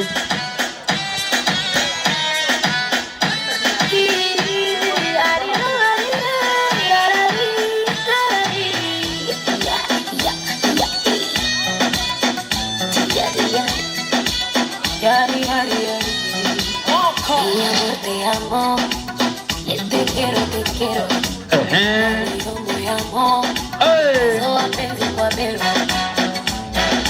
mwenzako migulu chekero, wanalila ugolia, wanuje kwelele, sema upenda chote,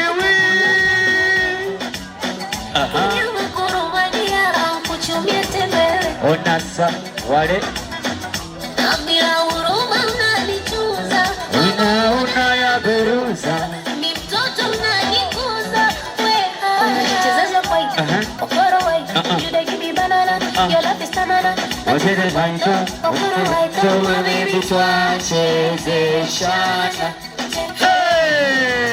Ona sasa wewe unachezeshana. Cheche rumba, asante sana my DJ. Can't seem to take my eyes off you. Hey, shawty, your body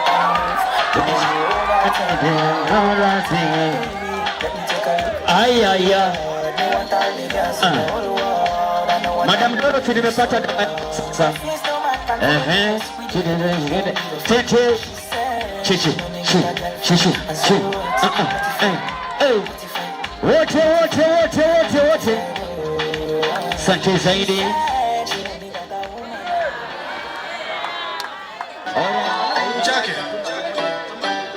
Magic anger on the beat.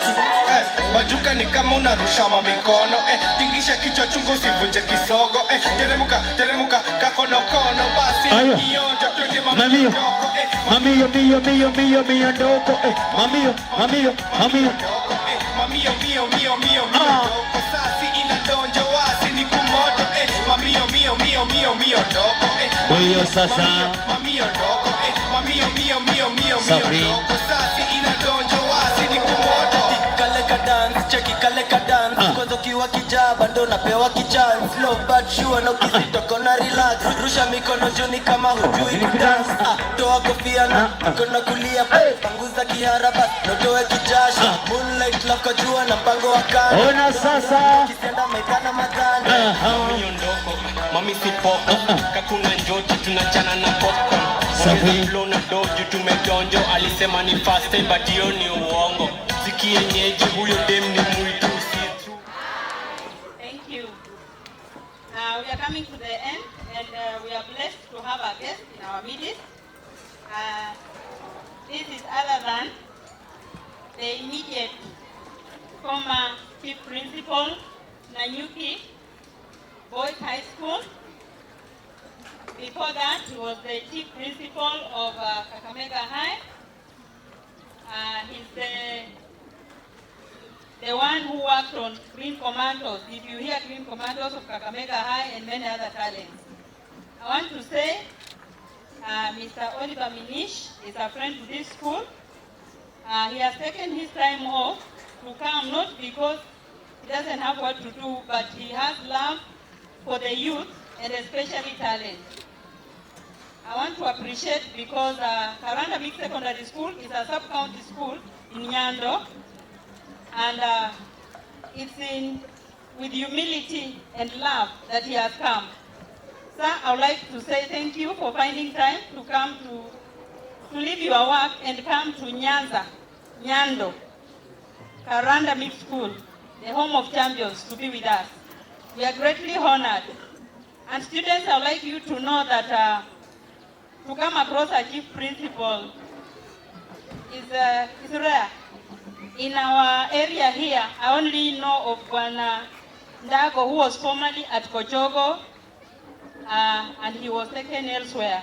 Chief principals are not people you come across easily. So we are greatly honored. I want to encourage each one of us that it's good to relate well with people, because he may have had other places to go, but because of the interaction and the relationship with Karanda, he has come. I want to request him to come and greet you and give us a word of comment. And I want you to know that Mwalimu is full of wisdom and full of talent. He can sit the way he's seated there, but he writes a script and he takes it up and it wins. So let us clap for him as he comes. You can clap better. You can put for him some Luya song. Tumpigie makofi. Put something Luya as he comes.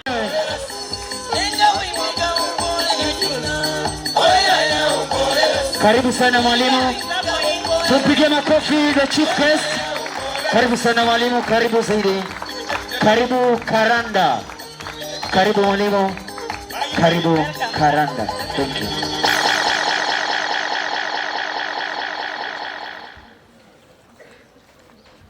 Our principal, colleague teachers, organizers of this event, and our lovely students, good evening. Good evening once more. First and foremost is just to thank our principal for organizing this event. Let us clap for her. You see, today is Monday.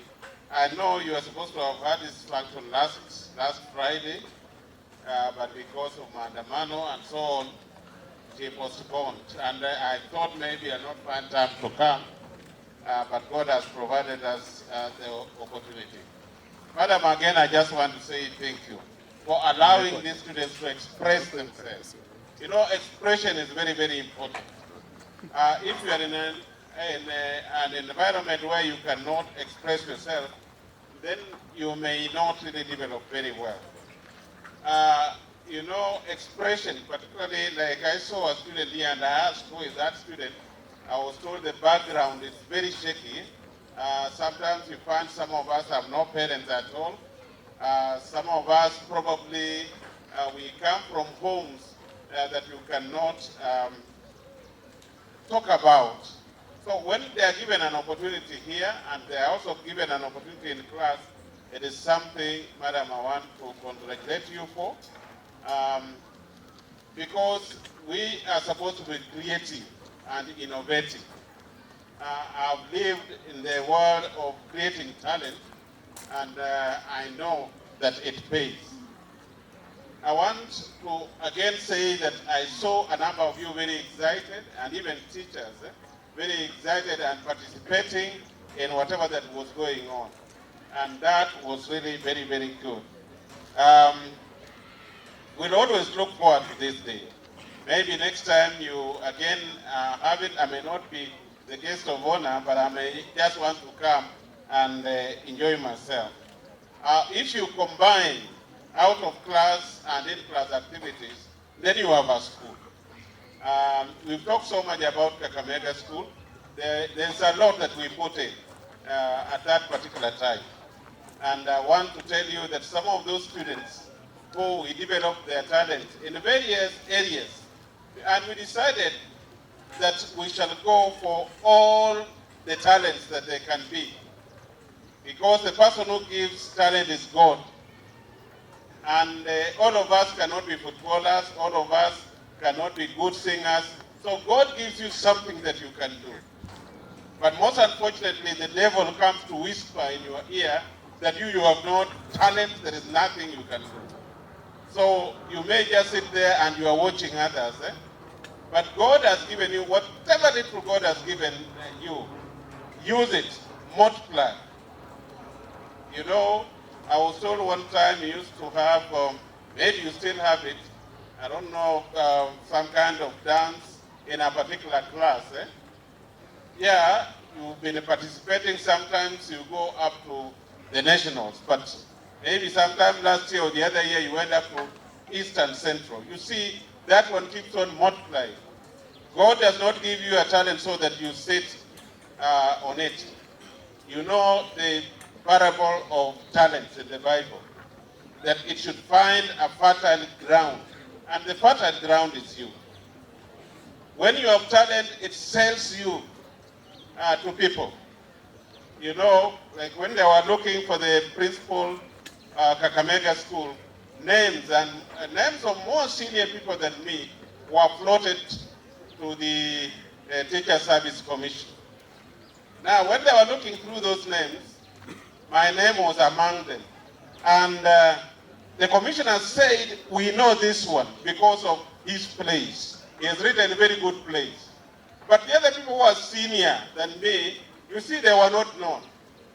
Talent made me be known, and I was able to get a slot like that one of being at the famous Kakamega School. And we did very good things there. We developed students, and those students are earning much more than we do. And that is what I love most, because we are supposed to produce professionals who are greater than us.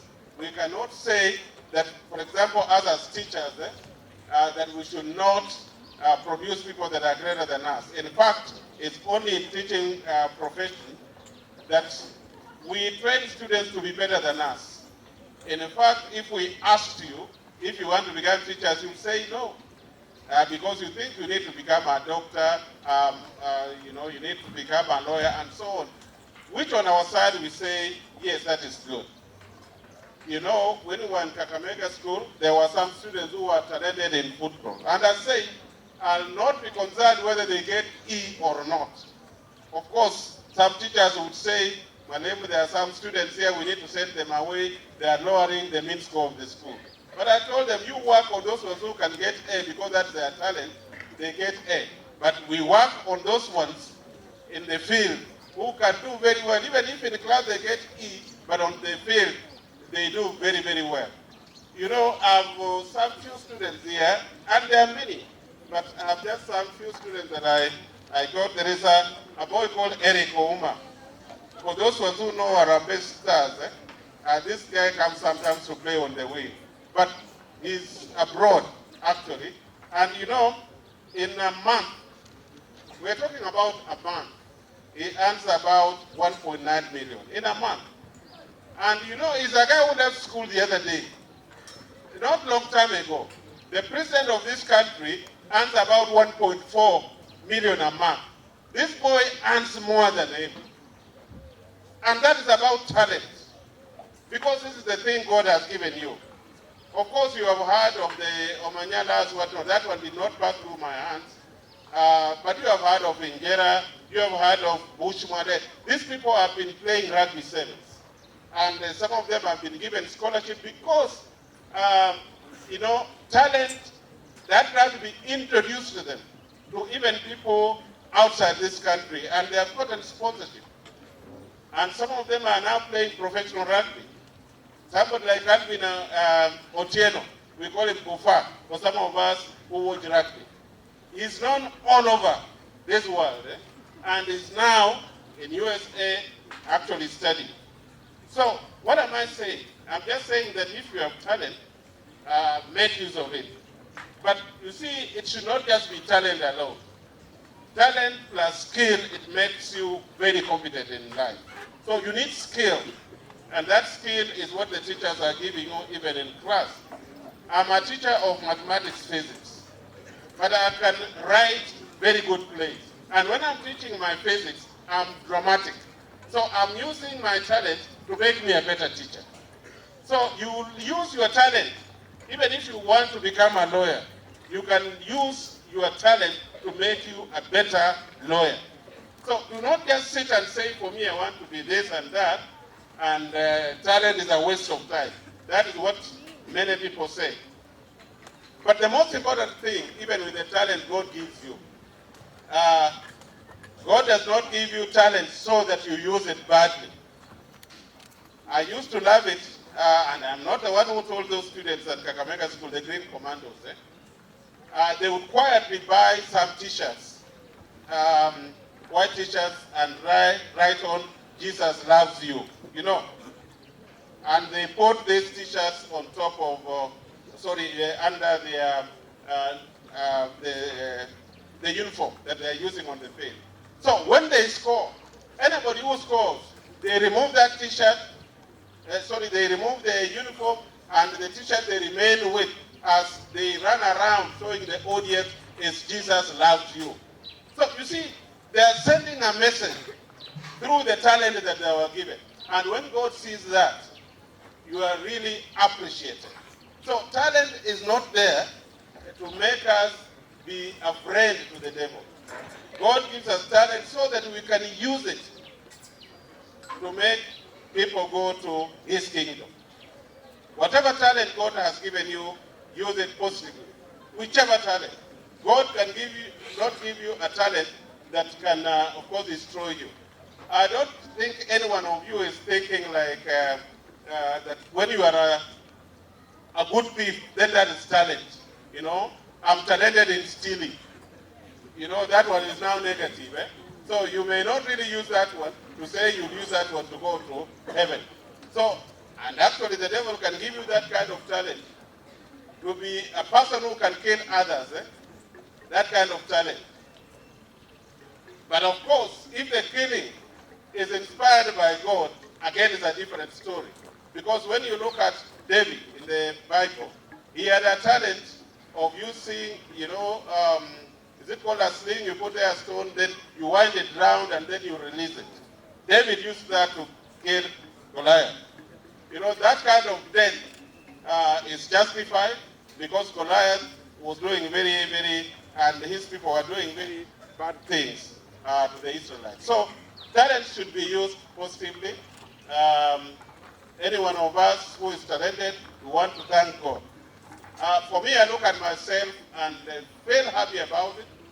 I've written over 40 different plays and even giving money and a house. Yeah, that is about talent. So anything small that you are given, make use of it. So you can say you do not have talent, but you have not asked yourself certain questions. Questions like, what do I enjoy most? You know, when you are searching for what you are talented in, what makes you feel at ease?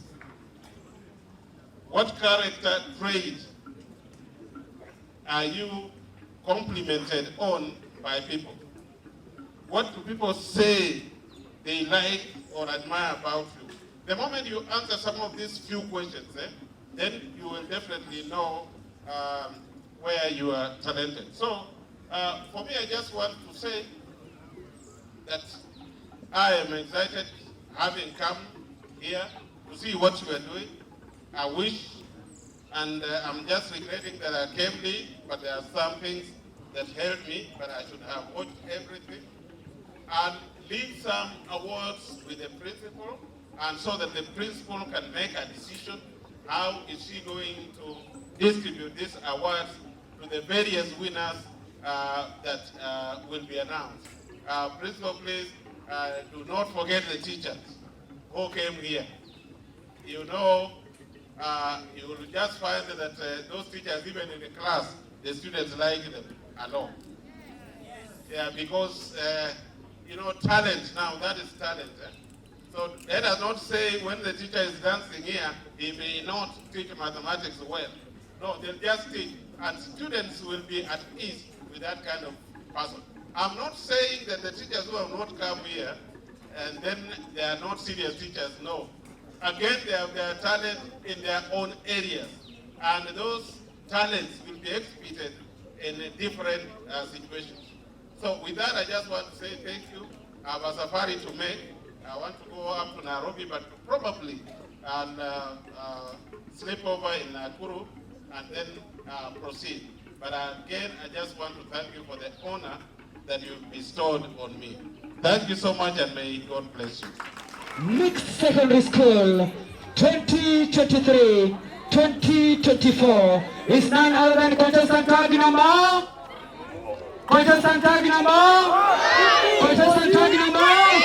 Contestant tag number. Contestant tag number 3. Contestant tag number 3. Contestant tag number 3. All right.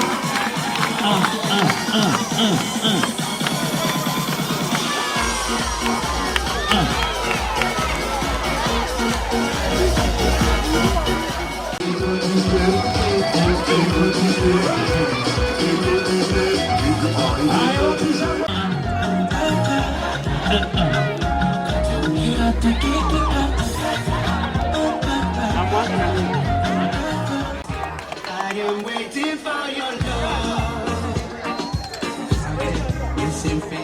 So, Miss Popularity, chukua keki, umpe Mr. Amoke, ajichukulie sasa.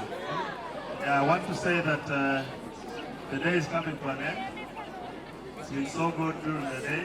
We have had a very delicious time. And I see everybody's happy. I had not anticipated that we would have such a day in the course of the day. When we began, to see as things unfolded, we could see really talent displayed by our students. And we really want to thank God for the talents that our students really have.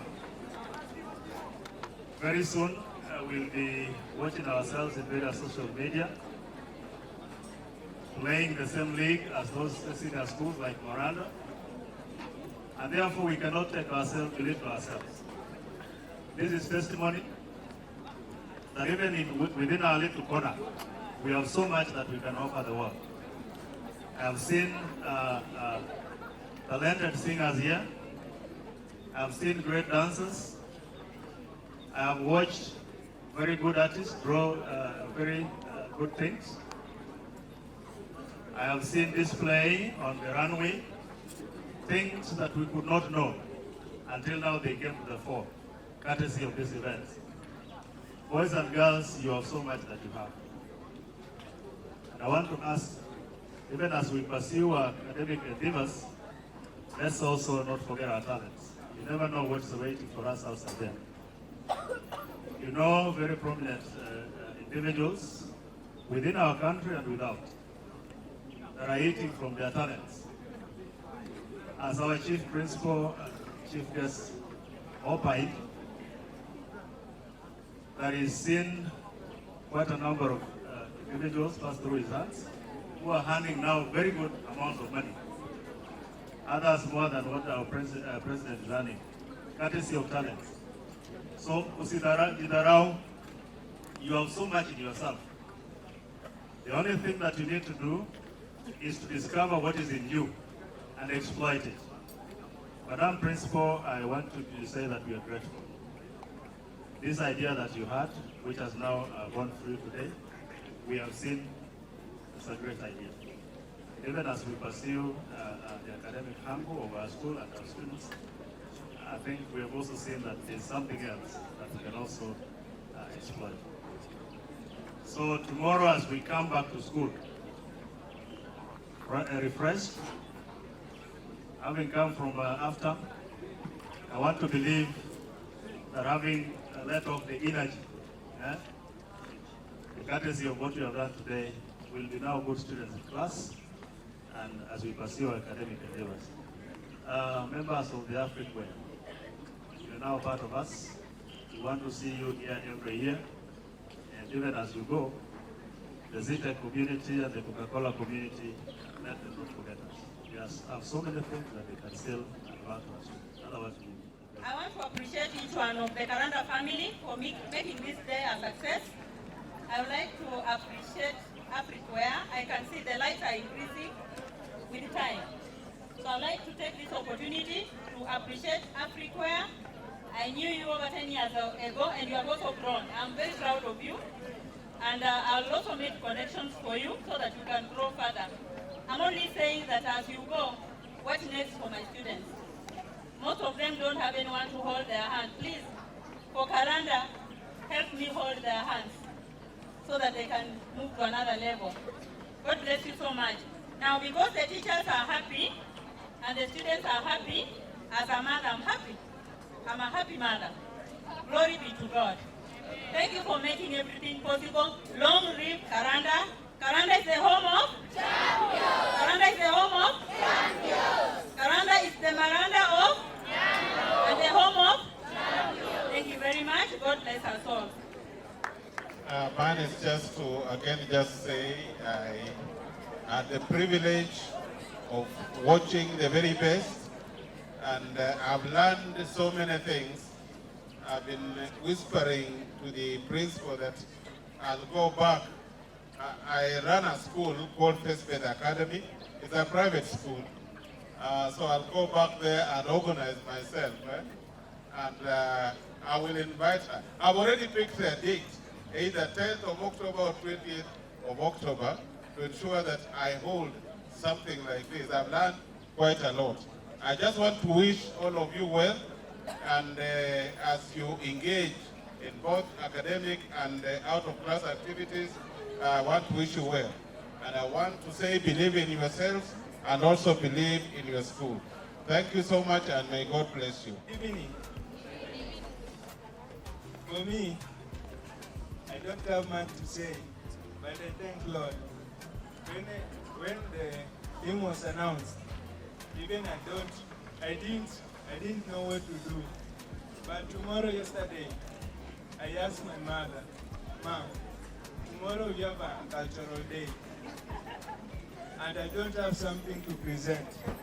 And he told me, still my son, believe in yourself, you can do it.